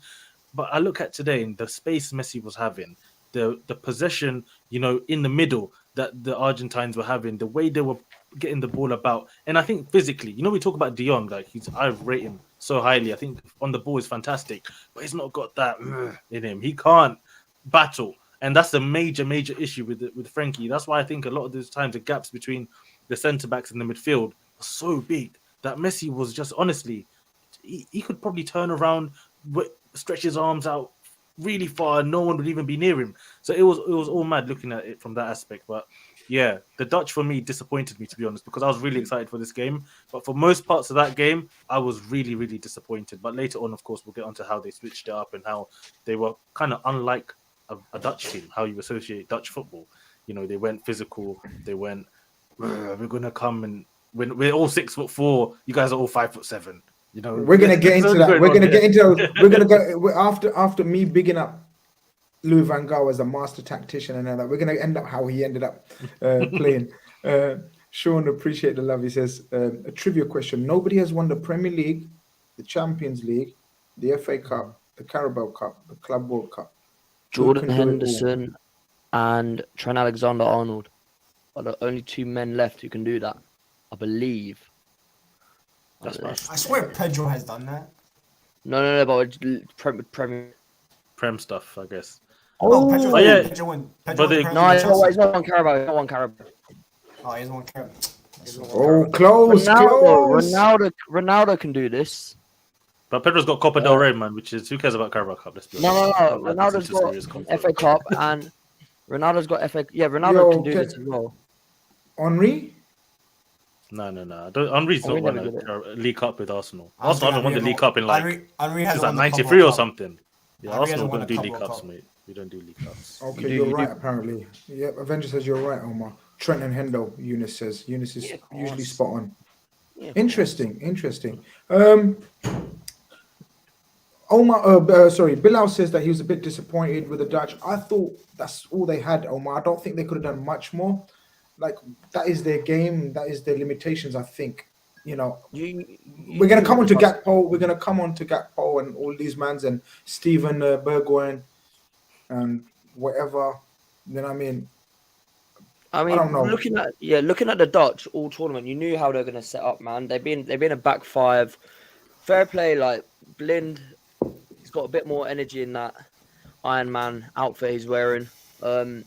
Dumfries, up until today, had a decent World Cup, so there was a lot of impetus on their wing backs, but it just never clicked up front, man. Like, it's not your Dutch. You see, if you stuck in that front three, Schneider, Robben, and Van Persie, it's different, right? If you stick that front, this is who played in 2014, right? Mm-hmm. And he was a penalty shootout for the final because he had Schneider, Robben, and Van Persie. But it's not. You associate Holland with Netherlands having great forwards. But yeah, that's what they were missing. We'll get on to Weghorst, Luke De Jong, big up. No. Calma. Yeah, we're going to talk about the starting lineup and what he tried to do, Michael, because he tried to match them up formation-wise. But you know, you look at the personnel and the roles they played. So with the Argentina three in midfield, it's a completely different type of three that he tried to play. So Argentina, we've said it before, all three of them ball handlers. Yeah, De Paul, Fernandes, McAllister love circulating the ball, love having the ball. They just want to keep the ball, right? And they've got that bite in them. They've got that tenacity in them. That McAllister's a little devil, people. Yo, they've got little man syndrome. If you look at Netherlands, Argentina, South Americans, they've always had little man syndrome. Think about Tevez, Suarez. Yeah. They're pit bulls. Michael's boy Lissandro. They're pit bulls, man. The Butcher. But my point being, and it's true though, look at Alvarez, Messi, all of them, little fighters. Whereas he's got Darun, Gakpo trying to play in there, 6 foot, whatever. The only baller in there is Frankie de Jong. And what did I say about Frankie de Jong? You have to be on his wavelength to extract the best out of Frankie de Jong. You have to. None of these are on that wavelength of his, man. Depay and Bergwijn, bro, I don't even know what to say, man. No, Depay was talking a lot of crap on Twitter too. That's all I'm gonna say. He got shut down. He used to make music videos, man. Go on, what was he saying? Nah, he was he was making fun of obviously they beat the USA and he was like quote tweeting everything like that. Oh yeah, the USA said like he was taking like Charles Barkley serious. Like, come on, bro, be serious. Taking a guy that commentates NBA serious about football. Yeah. That's stupid. But Argentina, I thought deservedly take the lead, and Bilal. Genius. Or Michael, whoever wants to speak on the genius. I mean, I could speak on him all day and all night. I'm the biggest Messi hater here, I guess, because I'm not. He's not my favorite player ever. But that was just that pass. Like I've seen like the sky footage of it, like the angles and everything. It's just only certain people can do that pass, and Lionel Messi's one of maybe 3 that could potentially do it. Who's genius. The other 2? Do you reckon? Actually, I put you on the spot there. I can't even name names. I just said 3. Maybe someone else could do Modric. It. Well, I think maybe I feel like a Neymar could do that pass too. In my opinion, like if he's on or something. There's only it depends. You know what Messi's passing is the best, man. No, recently playing now. Playing now. Yeah, playing now. Yeah, playing now. I don't know. You know what? In general, though, Messi's just the best passer. He's the best dribbler. He's the best shooter. He's the best at nearly everything in football, man. Like I just look at that pass. It's just a joke, man. Just thinking, you know, when he does a pass, I'm screaming already. I'm like, yeah, the other guy has to score. You have to. Who's scored? Molina in the end. I can't remember who scored. Yeah, it's Molina. It's like, yeah, you can't miss that. If it's Lautaro Martinez, maybe you'd miss him that. But yeah, now Ozil could do them. I've seen him do them once, but I see him do that. Messi's got so many variety. Messi's got so much variety, man. It's just a joke. It's just a joke. He's an attacker. Yeah. All 3 of these could do it. I agree with that. But I think what Bilal's saying, or I think what we're trying to say is, none of those brothers can do what Messi can do, though. Yeah, and he can do what they can do. Can you imagine? He can do what you can do. Yeah, he can do what you can do, and you're Pirlo, you're Xavi, you're Iniesta. But you guys can't do remotely close to anything what he can do. Because Messi just took over that game for a little while. He's having these influences at the age of what, Holmes? Like 35. Yeah, You know this what? guy's been playing football since he was 12 and 11 and shit, man. This He can't guy go MLS, by the way. All I'm saying, Messi cannot go MLS. No, he can't ruin his legacy. If he wins a World Cup and is hooping in Miami in 12 months' time, that's a disgrace. You gotta go. You gotta retire, or you gotta go back to Argentina and like go play back. No, he should go back to Barca. He should. You know why? You know what it is with PSG. Don't want that club. Nah. Forget that club. Why? Because I want him to go back to Spain. I'm telling you why. League on the way Messi's playing in this free roaming position, right? You know when he plays in France, you know that league is peak. Like it's physical. This is why Neymar's been picking up injuries for years. That league is not a joke. For 5 minutes on your neck. Yeah, there's too many AFCON ballers in Ligue 1. He needs to go back to La Liga right now, pack his bags at the end of the season, say Laporta, I'll play for free, and he could get another 3 years out of him just doing that. But no. Yeah. Barca don't deserve him again. No. Let him retire, man. Just go on top of the World Cup. What's the first awful take that you've heard from Michael? The first ever I've heard from you. What's the awful take that Michael's just done? Yeah, remind us. Which one did he say? I saw a couple on Twitter today. That's all I want to say. Bro, this guy owes me every time. Like, he filled up a tweet from February all of a sudden. but look, Messi scores, sets up the goal.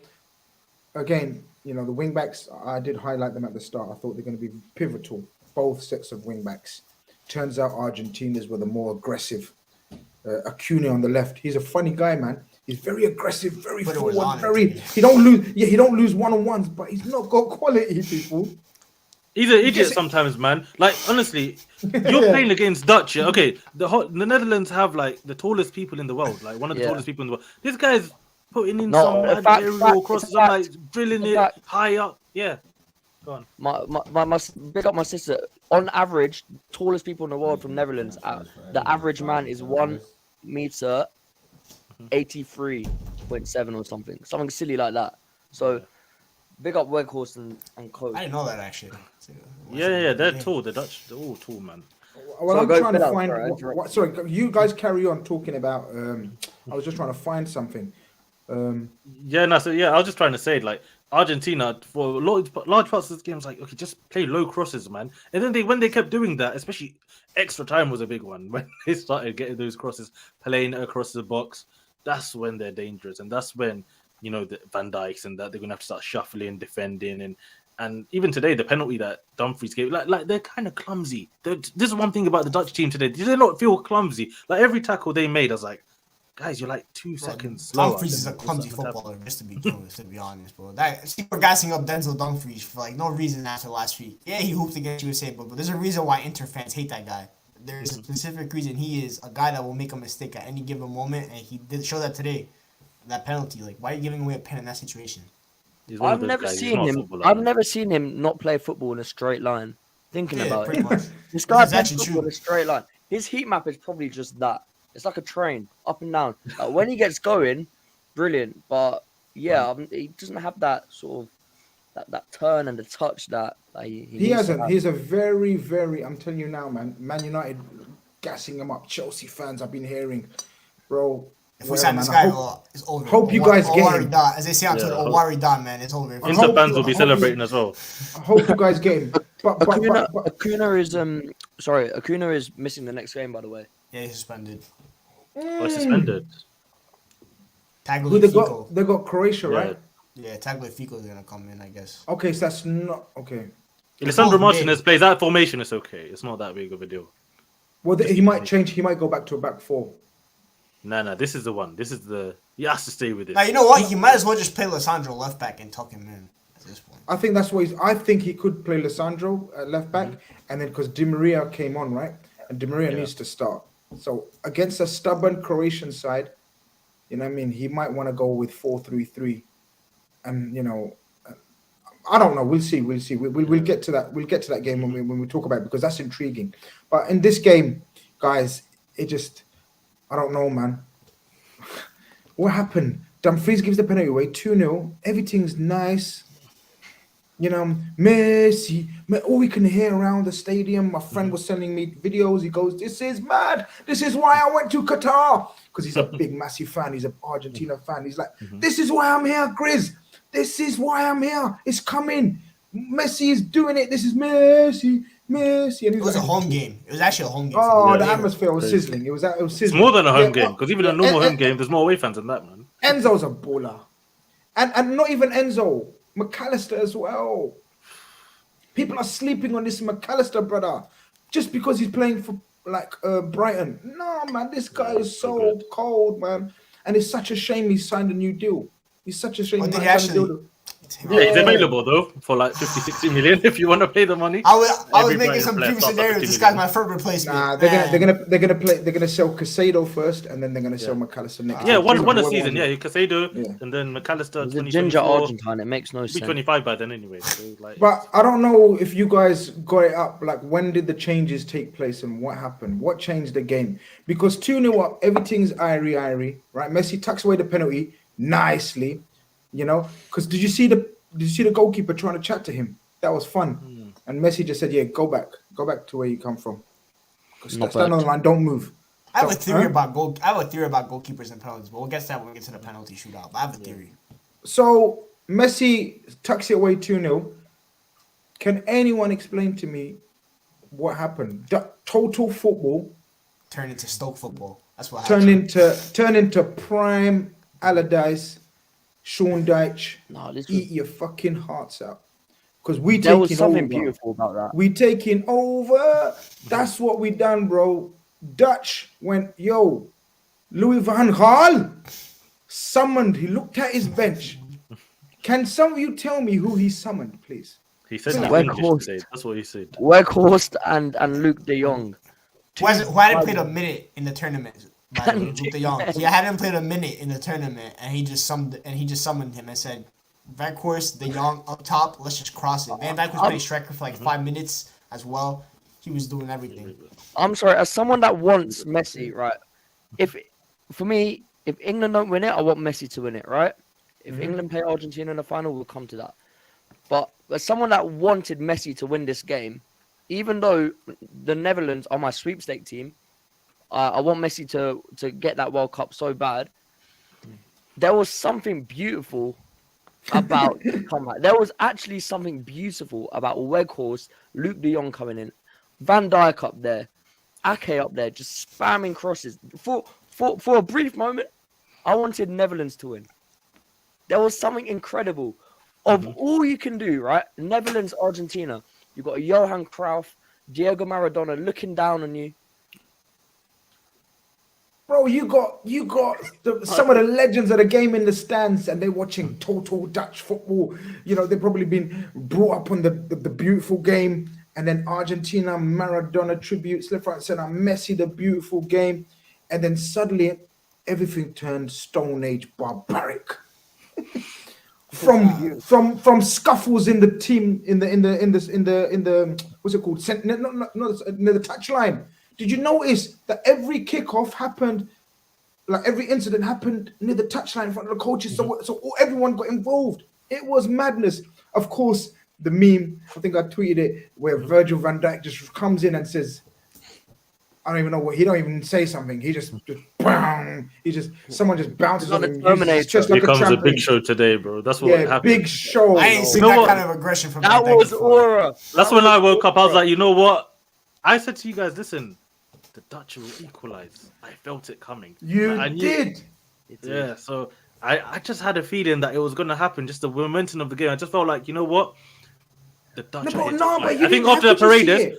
Yeah, because after Paredes tackled Aki, I just saw the Dutch team jump up. And I'm like, you know what? The way they've decided to play, it's not Dutch football. It's not total football. We're coming away with something. And they really did that. And guys like Weghorst, for me, is a good footballer, man. Like, he's not just physical. He's a really good footballer. I was like, even when he went to Burnley, I was like, you know what? That's a great signing. He played. Do you remember he scored a couple of good goals from there as well? You're right. I think he could have gone to a Leeds. He could have went to a Leeds or someone higher up in the league and done really good there. I said we should have signed him as a backup striker. That's all I'm gonna say. Yeah, bro, I'm not gonna lie. There's not many number 9s. He's a number 9 who's physical. He's tall. He can finish. He's got great technique as well. He's a good player. And at Wolfsburg, his record was mad. I was like, you know what? This And guy's did you know that good. he actually scored that same exact second goal for Wolfsburg? He did that same exact tactic. So we're gonna come to that goal. So the first goal. What was the first goal? It was like So- he put it past Martinez. Flick I on, think flick on near post. yeah, it was Header, yeah. Giroud Of course, and that sets him off. I love this passion. Like you don't often see, like you know how Omar described, white Europeans. Don't know if you want to repeat that. But you don't see the stereotype the whole of the whole of the Europe into Battle. one. What do you mean battle hardened? No, the other. That's Balkans. That's Balkans, bro. There's different. Yeah. You just said that. How you describe Kevin De Bruyne? What do you? Kevin De Bruyne, yeah, like bland, mild. I didn't expect. So I didn't expect the passion that this brother showed when he scored his goal, and that's when I thought, oh, hello. You know when Gerrard scored that in the Istanbul, hello, something's cooking here. You know what? It was bombardment for that last 10, 15 minutes. And a lot of people are saying so many stupid fouls. The Argentinians lost their rag completely. Too much aggression. They have too much aggression in them. It's a little. It's good though. It's different it's to good Brazil. though, but then there's yeah. The refs What's are good about different, it? though. Bilal, The refs are different. how's it, bro? it's- This ain't South America, bro, where the refs let anything fly. It's World Cup European. There's a lot of European refs. They don't let that. No, thing This I tell you ref, why, I tell you why. no, Not this only ref was that- Argentina, bro. This ref was Argentina. Go No, keep the Barca fan deep down. That's another discussion for another day. Okay, the referee was main character syndrome in this game. You know, we spoke about Neymar. This guy wanted the limelight in everything. He wanted to, every decision, the camera's going to be on me. And then when all the cameras are going to be on me, then I'm going to pull out a yellow card. Because that's what he was doing. He was wild. But I want to ask you about, what did you say about, oh man, I forgot my train of thought. That goal, they were giving too many fouls. And what I was going to say is, I agree with Michael. There's aggression. I get time wasting, dark arts, all of that business. You don't run anymore. This World Cup, was it shown? Yeah, 100%. Every time the ref was like this, every single time it was like this. I'm mad. Bro, you do what you're doing, roll around, do what you're doing, but I don't. And what happens? He adds on 10 minutes. This is where it got exciting. I don't know, Holmes, did you feel it like Bilal? What did you feel in that 10 minutes? I felt it, man. I felt it. The aerial bombardment, man. We've not seen stuff like that for a long time, and it was beautiful, man. Like Ricardo from a Dutch team. Crouch, from the Dutch team, man. And yeah, you just felt it coming, but I did not expect that goal. Like that was the last thing. Like I was looking over the wall. These that were looking past the wall. Like fair play. That was Dutch. That was Dutch. Right, I don't care. That was a Dutch thing, and I've only seen that thing in FIFA. I do that same exact free kick in FIFA all the time when I play, but I don't expect the 100th minute to do that as your last kick of the game. Embarrassing to continue. I want to take away the credit from Louis van Gaal, because I tweeted that is from the training ground. The master tactician, what a coach. But apparently, like Michael said earlier, this brother done it for Wolfsburg. Yeah. His last goal or something as well, or something like that. And shout out my guy Cooper Myers, because I heard people talking about him on Twitter the last 20 years. He's a baller. That guy's a baller, man. He should be in the team. Disrespecting my guy. He should be in the team. Yo, obviously I got Argentina in the sweepstakes and all the Messi hype and everything. I wanted Argentina to go through and whatever. But I'm like Omar, for a little while, I was like, fuck it, let's go Holland. Come on, Holland. Let's go Holland. Because I thought if they get to penalties, I only saw one winner. I thought Holland, they're on the up. You know the motivation, the momentum switched. But this World Cup is wild, people. Because what happens in extra time?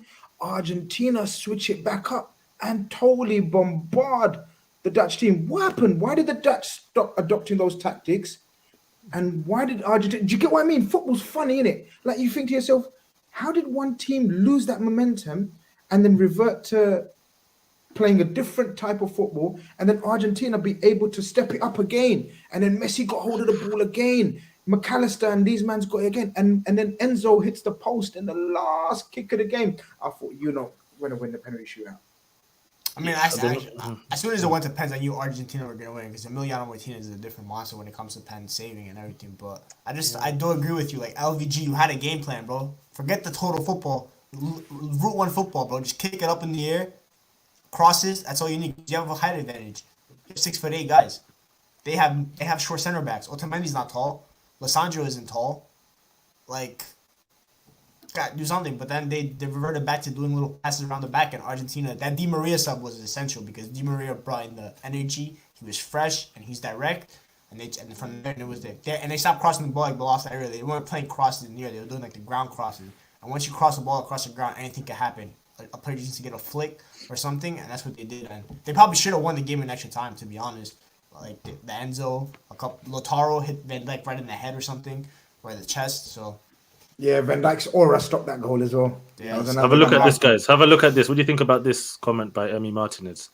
It says, when it went to the penalties, I had Van Gaal's words in my head, where he said that they would have advantage in it. He needs to shut his mouth. Oh, he's a gangster. Strong words from Emi. Ever since Emi left Arsenal, man, he's been. So yeah, we want you to talk on this keeper. You're probably the best equipped. Do you regret he left you guys? Or are you like, would you take him back over Ramsdale? What a question.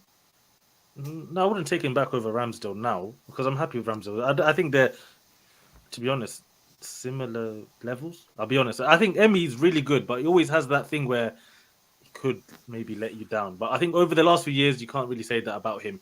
It took him a long time to break into Arsenal's team. 10 years at Arsenal. Didn't play till like 28.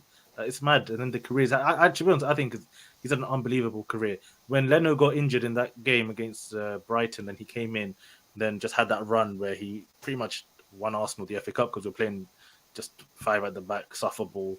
And he was a main part of us winning that game, winning the FA Cup. And then he's gone on now, obviously, to Aston Villa, continued his good form, become one of the best goalkeepers in the Premier League. But I think what's really taking him on to that next level now is these Argentina performances, the Copa America, the saves that he was making. I believed that he was saving some penalties as well. I remember Messi pretty much, Messi was like saying, this is all you, and having that love from the countrymen and just his confidence. And I think he's a very confident kind of guy. I think when everything's going well and when things are, looking good, he's going to rise and perform. When things maybe start really going bad, he might not, but I think recently that's switched as well. I look at him now, even in times of adversity, he's standing up and he's showing, you know what, I'm there to be counted on. And I think this experience with Argentina is just taking him to another level of goalkeeper. So, yeah, I think good for him because I don't think he would have reached these levels if he stayed at Arsenal fighting for number 1 position and not having that certainty, I think he needed that move. And, yeah, fair play to him. I'm happy for him. And, big him up, man. Honestly. There's another... you're on the same page, Bilal. All about Argentina. There's another tweet that he's saying a few more things. I don't know if you can find it. It's probably it's a bit wild. I don't know if we should bring it up. But leave it. How many minutes ago would you say it is on the thing?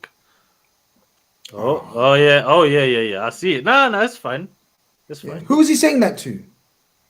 It's on mute anyway. I'll put it up. Okay, but who's he saying this to? People. You know what? Dumfries got a red card at the end of the game. Do you know that? During the celebrations. Yeah, I just found out now. I didn't even realize. I looked at a video. I'll get it up as well.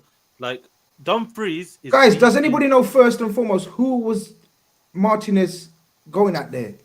Let us know if you know who was going at, because that was wild. This guy's a character. He's going mad. But yeah, look. This is a rivalry. No, you know what? Netherlands, Argentina. Yes. This is history. This is a rivalry. This is World Cup heritage, man. It is. And the players, this is the first game that I've seen that's gotten this feisty. I don't think England and France would even be like that. I think this game Serbia, Switzerland was tamer than this game. Yeah, it's just Serbia versus I think the ref takes a lot of blame because he never got control over the game. If you don't take over control over the game as a referee, it's gonna end up being like this, especially when Argentina. But he was. I think he was trying to take too much control. I know what you're saying, but I don't think he was out of control. I just think there's certain games that you're not going to be able to control. It's true, especially when like Enzo Fernandez is kicking the ball at the sidelines. Like that's you shouldn't be doing that. He should have gotten sent off after doing that. I think it was Paredes, wasn't it? It was Paredes. He took the that was crazy. This is what I mean. Argentina, man, South Americans, they got little man syndrome. When things are not going their way, they will kick up a fuss. But fair play. Netherlands were talking the talk before the game. They were. Argentina have a right to fight. It's all fair and due. Like, it is a rivalry, and you want to see this in football. I think the Lahoz, the ref, he took the yellow card out 15 times, right? That's a bit too much. But like we've seen it in the World Cup, we've seen it before. What was the game? There was a World Cup game a few years ago where it just went off the rails. I mean, do you remember this? Yeah. I was going to say Brazil, Ivory Coast, but that was different. That was Brazil doing some like fraud tactics. I think it was a red card 90th minute, something like that. I can't remember what happened. Ivory Coast player got sent off. Then like it just all kicked off. If I remember correctly, I can't remember properly. But if someone Zizi says Dumfries got the first yellow for talking to Enzo before his penalty, but everyone was talking to everyone before the penalty. And then he says then he got the red for running into the Argentinians after the last. Yeah, that's what I don't understand. But why would you do it? The game's done, man. The game's done. Like, yeah, no, it's because like Dumfries was actually like walking up to the penalty spot and like talking to them. Like he wasn't even talking to them from like his regular spot. That's why. But did you guys see the videos of Messi? The keepers is talking to him, and Messi's just listening to him, and like I probably don't understand what you're saying, and B, I'm Lionel Messi, man. You know what I mean? Pressure situation. I was born with pressure, bro. You know what I mean? That goalkeeper. I was born in a pressure cooker. 100%. That goalkeeper, bro. Like I heard, like 2-3 years ago. No disrespect to people working maybe normal jobs, but they said his wife told him be a policeman. Yeah, and bro, 3 years later, he's only played 5 games for the Netherlands. 3 years later, you're giving Messi this talk. I said it was fine with this when the Saudis did it. Yeah, but that was the first game. Messi's learned from that. Louis van Gaal. Yeah. Louis van Gaal should have brought Tim Krul as the third choice keeper. That's right, bro. I looked at the bench and I said, "Is Tim Krul there? Surely he's there." Then I clocked. He's not even brought a goalkeeper on, so it's like he's definitely not there. I have a theory with keepers. I feel like tall keepers are not good at penalty shootouts. Okay. So yeah. Because they can't dive low enough. If you put a low penalty, they cannot dive. And if they do dive, it usually goes under them because they're so tall. So like they're like wingspan so long, so it goes right under them. So like you need I mean Martinez is a smaller keeper, so he's tall, but he's not like big tall. Yeah. I'm talking about like 6'8" tall, like Mendy. Courtois types. Donnarumma is the only one that I've seen that's different because Donnarumma has elite instincts, but. No, it makes sense. Yeah. Go on. I don't know, man. Yeah, no, I was gonna say it makes sense. Even that's why Kepa, Chelsea, he's been. It's a theory. Like some keepers, some of them are like Donnarumma is different because you're closer to the ground, in theory. Unless we got the smallest one in the comp, Pickford. He's got the smallest arms, and he's great at saving pens. Yeah. It should have more reaction. You know, it should take you less time, less mass to get a reaction. But yeah, a lot of the day.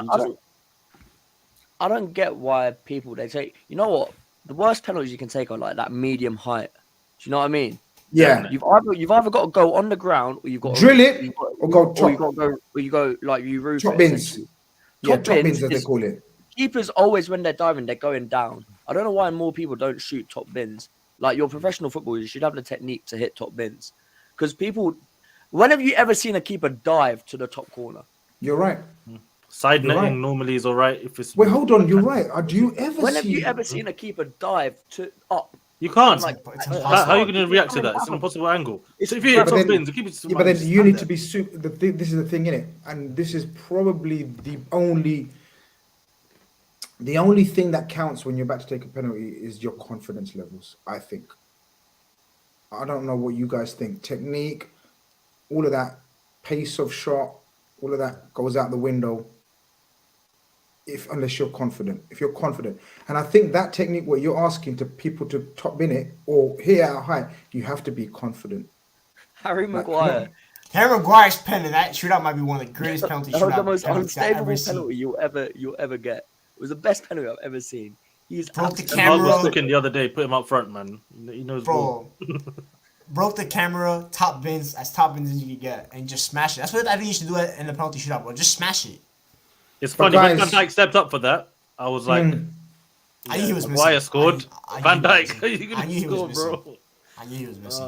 Look, you're not gonna look. I think again that's wild to send your centre back to take the first penalty. He did the same thing in 2014. I swear, Ron Vlaar took the first pen in that shootout as well.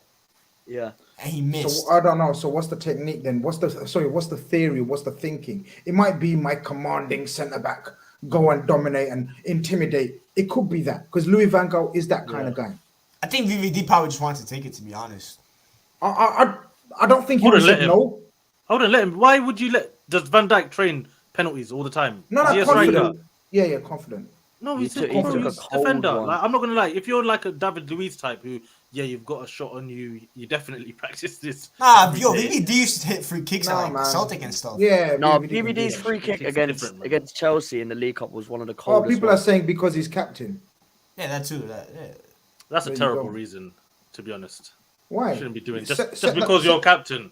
Just because you're captain, you should just take it. No, I think no, you have to be the best penalty taker, or at least But, top three. look, in that team. To be honest, though, the selection is basically players select themselves. They say if they're confident, they're gonna step up and take the ball and go take the penalty. Yeah. Yeah, That's but how it look, goes. look, me and Omar are here for the slander. You used to probably want to gas him up and whatnot, but it's true. It was a good penalty. It was just a good save. He didn't fuck up with the penalty. It wasn't an awful penalty. Man, It was a good save, no? Yeah, it was a good save. Some of the penalties Yeah, it was. that It were wasn't in completely today, awful. We've of the seen some penalties- terrible penalties. Yeah, go on. Some of the penalties that went in today went nowhere near the corner that Van Dijk did, and who took the second one, Berghaus, whoever.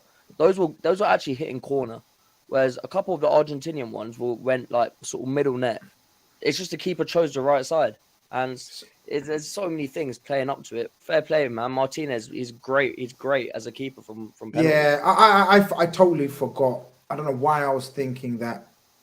I think it was because of the momentum of the game and the sequence of events near the end that I thought Holland are going to win. The way they've come back from 2-0 down. You know, how many times have we seen that script? Yeah, exactly. They stole the game. If they had won, if the Dutch had won today, they've stolen the game. They didn't deserve to win. They No, they play didn't their deserve to win. football. It's- Even the goals they scored, apart from the free kick, they didn't deserve to win at all. They didn't deserve it. 100%. And this Messi story continues, people. Messi goes through to the semi-final. Now, where we were expecting Brazil and Argentina and licking our lips and thinking, yo, who's backing who? So many sub stories, South American, Copa America, Messi, Neymar, this, that, so much to talk about. Suddenly, we're in a situation where we're saying, yo, have Argentina got an easy route through the final? Are we really going to disrespect Croatia again like that? Oh, my favorite thing in the world, the predictor table. Are we really going to do that again? You can't disrespect Croatia, but I think if you're gonna match Croatia's energy in midfield, you got that Argentinian midfield, and then it's down to which geniuses, Messi or Modric. And I Can think impact the game. Can impact that Messi, game. Yeah. Messi is so clever because he's got 10 people in his team working their socks off for him because he can't do that running anymore. He just pops up little 2-3 minute spells and he makes the difference every time, and he knows it. And it's why people say he walks around so much. He knows he's 35. He doesn't have the legs. Like He doesn't have the legs. I do the same, Holmes. I do the same. You see my video.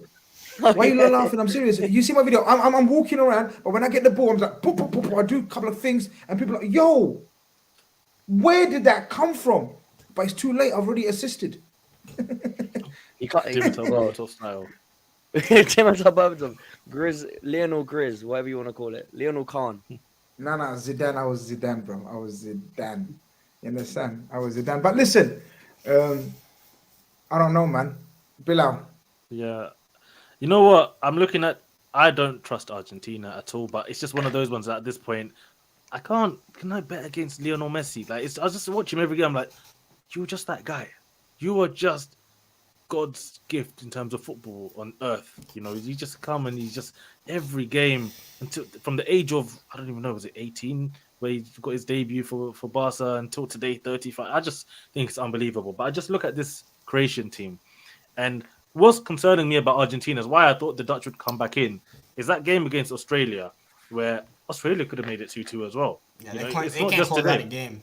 They can't close out games. Exactly. Things start getting really messy. And there's one thing the Croatians have over Argentina. It's professionalism. It's tactical, more nous. The manager for Argentina is the youngest in the competition. It's all of these sort of things that I'm thinking, surely that's going to come back and, bite them in the backside. But this Lionel Messi, just so hard to look past him. And the problem with Croatia as well, will they really find a way to score that many goals as well? It's one of those ones. Similar to the way I look at Morocco. It's like if Morocco have any chance of beating Portugal, they're going to need it to be a clean sheet, probably minimum concede 1 goal and try and get something out of it. But can Croatia contain them as well? I don't know. It's 50-50. But it's Croatia, as I said, extra time probably. Yo, it's crazy because 4 years ago they were in the same group and Croatia absolutely dominated them. It's kind of crazy to see how much like it has changed. But I don't Guys, know. very quickly, there's loads of bots have come into the chat. If there's any mods about, just start blocking them all. I'm gonna put it on slow mode. I totally forgot to put it on slow mode. So there's bots always have got like nothing better to do in their lives to make. Bro, it's Friday night. Go to the club. It's wild. So people just ignore it. Carry on with your comments. They should be all sorted out in a few minutes. I'm just trying to put it on slow mode as soon as I can. What are you saying, Michael? How are you seeing it then, man? Let's choose one. Let's do this, man. I feel like it feels like Messi's tournament, doesn't it? Like it was meant to be. I always say it was meant to be Neymar's, but it's turning out meant to be Messi's last dance and everything. I'm not gonna bet against the greatest of all time, so I'll go Messi in Argentina. Holmes, are you feeling anything because your feelings have been coming true, or? My feeling is Messi. I feel like if you look at Croatia, do they have that spark at the? I don't want to. I almost feel bad for discounting Croatia because they're just inevitable, aren't they? But I feel like Michael says, it feels like Messi's tournament. It feels like he is gonna. And you know what's funny? This whole talk about him never scoring in the knockouts. I wouldn't be surprised if he scores in the last 16, quarterfinal, semi-final, and final. Oh shit! Can you he's done the first two. He can score against Croatia, so I'm gonna say it's gonna be tight. But I see this being 1-0 Argentina, Messi. To be honest. So, shit, man! Oh. I think Di Maria being healthy too is huge. I think Di Maria being fit is gonna be one of the game changers as well.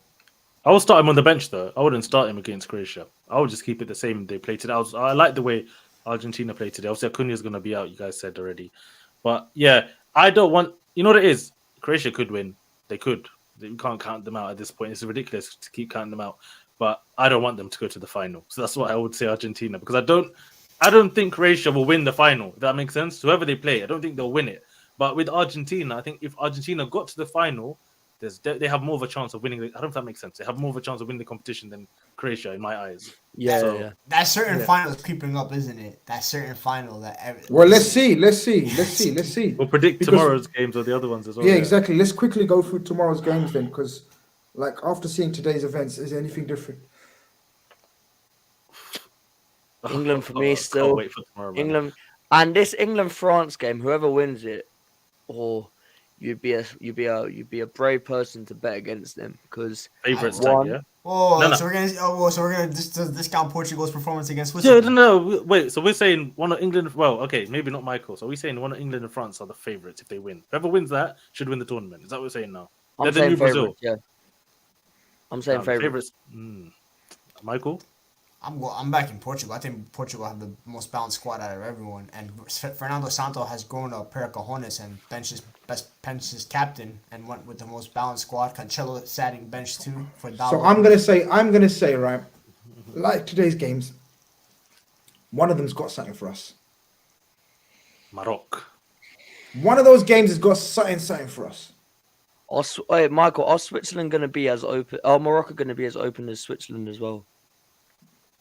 Zero chance. They're not, but... Well, hold on. What's the injury situation? Can one of you load up the page? Is Aguerd playing tomorrow? Because if Where's Yunus in the chat? Yunus is always the one telling us. Yunus, let us know in the chat, man. What's the situation with the Moroccan injuries? Because, they were walking off with, like, no legs and shit. I just think, like, Portugal are a much different beast than Spain. Spain have no game changers in attack. Portugal have an abundance. You could throw João Felix, you could throw Bruno Fernandes, you could throw Gonçalo Ramos, you could throw Rafael Leao off the bench. Even Ronaldo off the bench can provide a spark. There's a bunch of game changers. It's not Alvaro Morata and Dani Olmo and Ferran Torres on that pitch no more. So I think that might be just a little too much for Morocco. The chat saying Aguerd's out. Oh shit! That's clip then. That's clip. To be honest, right? I agree with Michael. To be honest, I think as much as I'd love Morocco to win, Yeah. Portugal just have weight. I think this is the reason why I thought Spain wasn't going to win was because of the attack. And Portugal, I don't have any reasons to doubt their attack. But I have a question, guys. If let's say Portugal made it to the final somehow, does Ronaldo start? Like, do we have to just I start? guarantee you, Infantino is placing a call to Fernando Santos and threatening him. Ronaldo is starting on that pitch. If Ronaldo does not start that pitch, it's over for you. You have to start him. This is what I'm trying to say. It's Cristiano, like the last game ever of his international career versus Lionel Messi, let's say. He has to, like, it's mad. He has to play. Like, there's no way he can start on the bench. And I think the Portuguese, Jorge Mendes, he owns, controls the rights of, 70% of the Portuguese He's the president squad. of Portugal. He's a king of Portugal, essentially. Like, their pressure to play Ronaldo in that game, it doesn't matter if you think he's finished. He's playing. Nah, man, that's gonna be wild. That's gonna be like remember the R9 theories, like Nike forcing him to play. Yeah. That's what it's gonna be. That's what it's gonna be. If Portugal lose, exactly. If Portugal lose, they start blaming CR7 just like they used to. Now, if Portugal put away Morocco without the need of Ronaldo, it will be the biggest conspiracy theory if Ronaldo suddenly starts the final. But I look, we're putting Portugal through. Who did we put through for the top draw? England, right? Yeah, I got outnumbered, y'all. I know all you three guys are saying England. I'm still backing Mbappe. We sound deluded now, man. This is like Michael. You're basically saying we're deluded England fans. France are gonna win. No, England. I'm not. England can easily win. I'm not saying I'm backing England, but I'm not supporting. Like I'm not gonna be crying if England don't win. So I'm neutral. I'm backing England because you know what I mean. I think the way Southgate approaches the game will say a lot. What's the chat saying? Chat. I think today, Southgate said today that he's gonna go for it. They can't try and nick a win. He said you have to, and I think it's the right way. I think you've got to stick with this 4-3-3. Don't go to a 3 at the back. If you're going to beat France, if you're going to win this tournament, you continue playing how you've been playing. You don't try and sit back and try and hit on the counter. You try and go into that game, instead of being scared of France, you make France scared of you. It might work, it might not work. But hey, it's your best I saw Kyle Walker get beaten in foot races today by Calvin Phillips and Jack Grealish. That's not looking good. That's all I'm saying. Well, let's say, okay, look, man. I think so. What? I think the majority of us are in the UK, so let's just pick England. Just for that purpose. England, Portugal, gonna run that back. Okay. So England, Portugal. We're running that. Let's run through this, man. People, my cough's coming back, man. So, all right, what are we doing? Revenge. So, what are we doing, bro? I'm backing my boys. I'm backing Portugal. Revenge. Revenge for 04 and 06. Revenge for the Ronaldo wink. Revenge. Heritage has shown Portugal. Can I say something? I'm very confident England win this. I'm gonna say one thing in this game. Ronaldo is scoring in this game. Maguire mistake. Ronaldo in behind. I'm not joking. You're really that confident against Portugal? Yeah. I'm not a massive England fan at all. But I'm telling you now, England are being slept on, and they have been slept on. Like their last 2 tournaments show that they've been slept on. They got some ballers in this team right now. You know what I mean? Foden ain't a joke. Saka ain't a joke. Sterling will be coming back motivated. Kane is a quality player. Not striker. Don't just look at him as a striker. Harry Kane is a footballer. He's a footballer. And we've seen what Jude is doing right now. Pepe got something for him still. I can't lie. The England midfield fits my functional midfield theory. My functional midfield wins major tournaments theory. So for me, they have the most. And they've got Henderson now in there, the most functional players. The most functional player you're ever likely to see the last decade. Even getting goals now. It's mad. 3 lines on the shirt, whatever, man. This guy, he feels the game. He feels the game. Deal with England. Let's go to that. You know what? Honestly, I actually think, right? I look at England's team. It's not even like I'm not the biggest England fan. Like, to be honest, if England lose, it is what it is. We're used to them losing it, so we don't really care that much if they lose. But you always back them because it is England. But I look at that team, I'm excited by it. I said Kane, Foden, Saka, that front three is beautiful, fluid front three. And now when you've got that, as Omar says, the functional midfield, it's good. It's a good team. Maybe the defense you can get at it, but I don't think anyone's defense is perfect in this tournament. I look at France. Could you not get at Upamecano, Varane, Kunde. You could get them Lloris. Nobody has a great defense. So from that aspect, yeah, I like this England team, and I would back them against Portugal. To be honest, I think they could do a job there. But the thing with Portugal, they've got that midfield as well, where you're like, they could outclass you if you're not careful. So yeah, but I would still back England. They have two of they have, like you say, Bernardo Silva is probably the best midfielder on that pitch. 100%. Yeah. Bernardo Silva definitely. You got Bruno, who's arguably player of the tournament.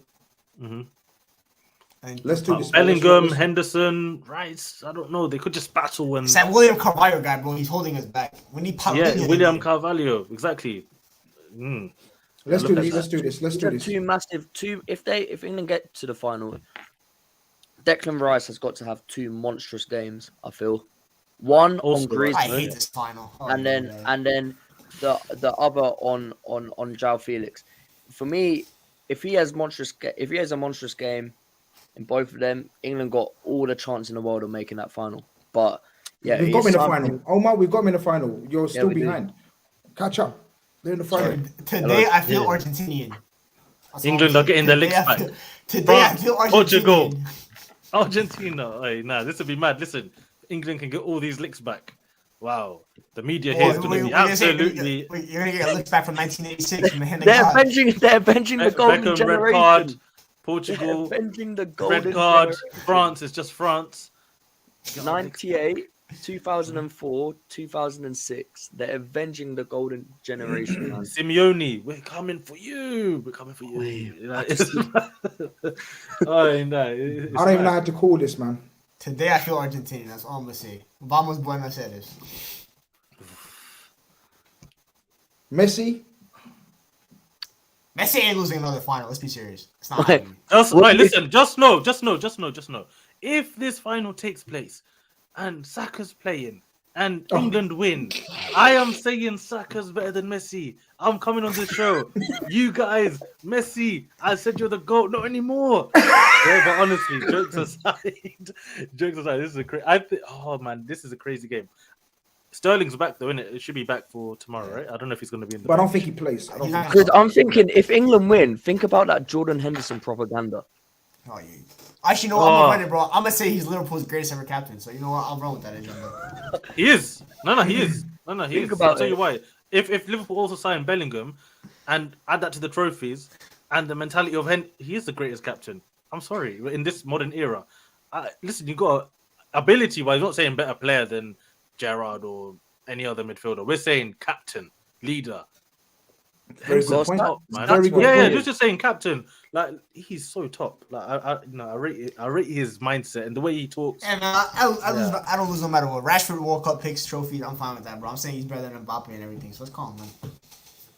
I think we got to make a choice, or shall we not make a choice? Shall we? We should let it play out first because this might not even be the final. Let's let it play out. Let's leave it at that. Because we have Brazil winning every time. We'll come back. I don't know if we'll come back tomorrow night. And we'll decide on France. Yeah, we may have France Morocco. Tomorrow is gonna be ridiculous. Imagine we have a Morocco Croatia final though. My people, as you can probably see, not here because I go on mute. My cough's coming back. It's cold, man. It's too cold. It's mad. The weather's mad, and I think I got a little cough. But listen. It's been a mad show. It's been a mad World Cup. We had a couple of days rest. We thought we'd recharge our batteries and come back. Yeah. That's exactly what the players thought.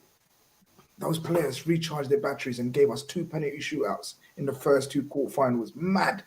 Let's see what tomorrow's quarterfinals bring us.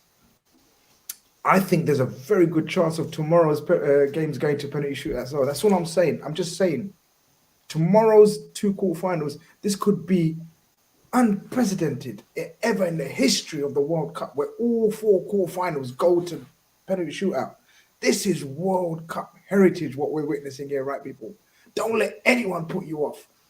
Enjoy the game, embrace the game. I love football. With that, it's over and out.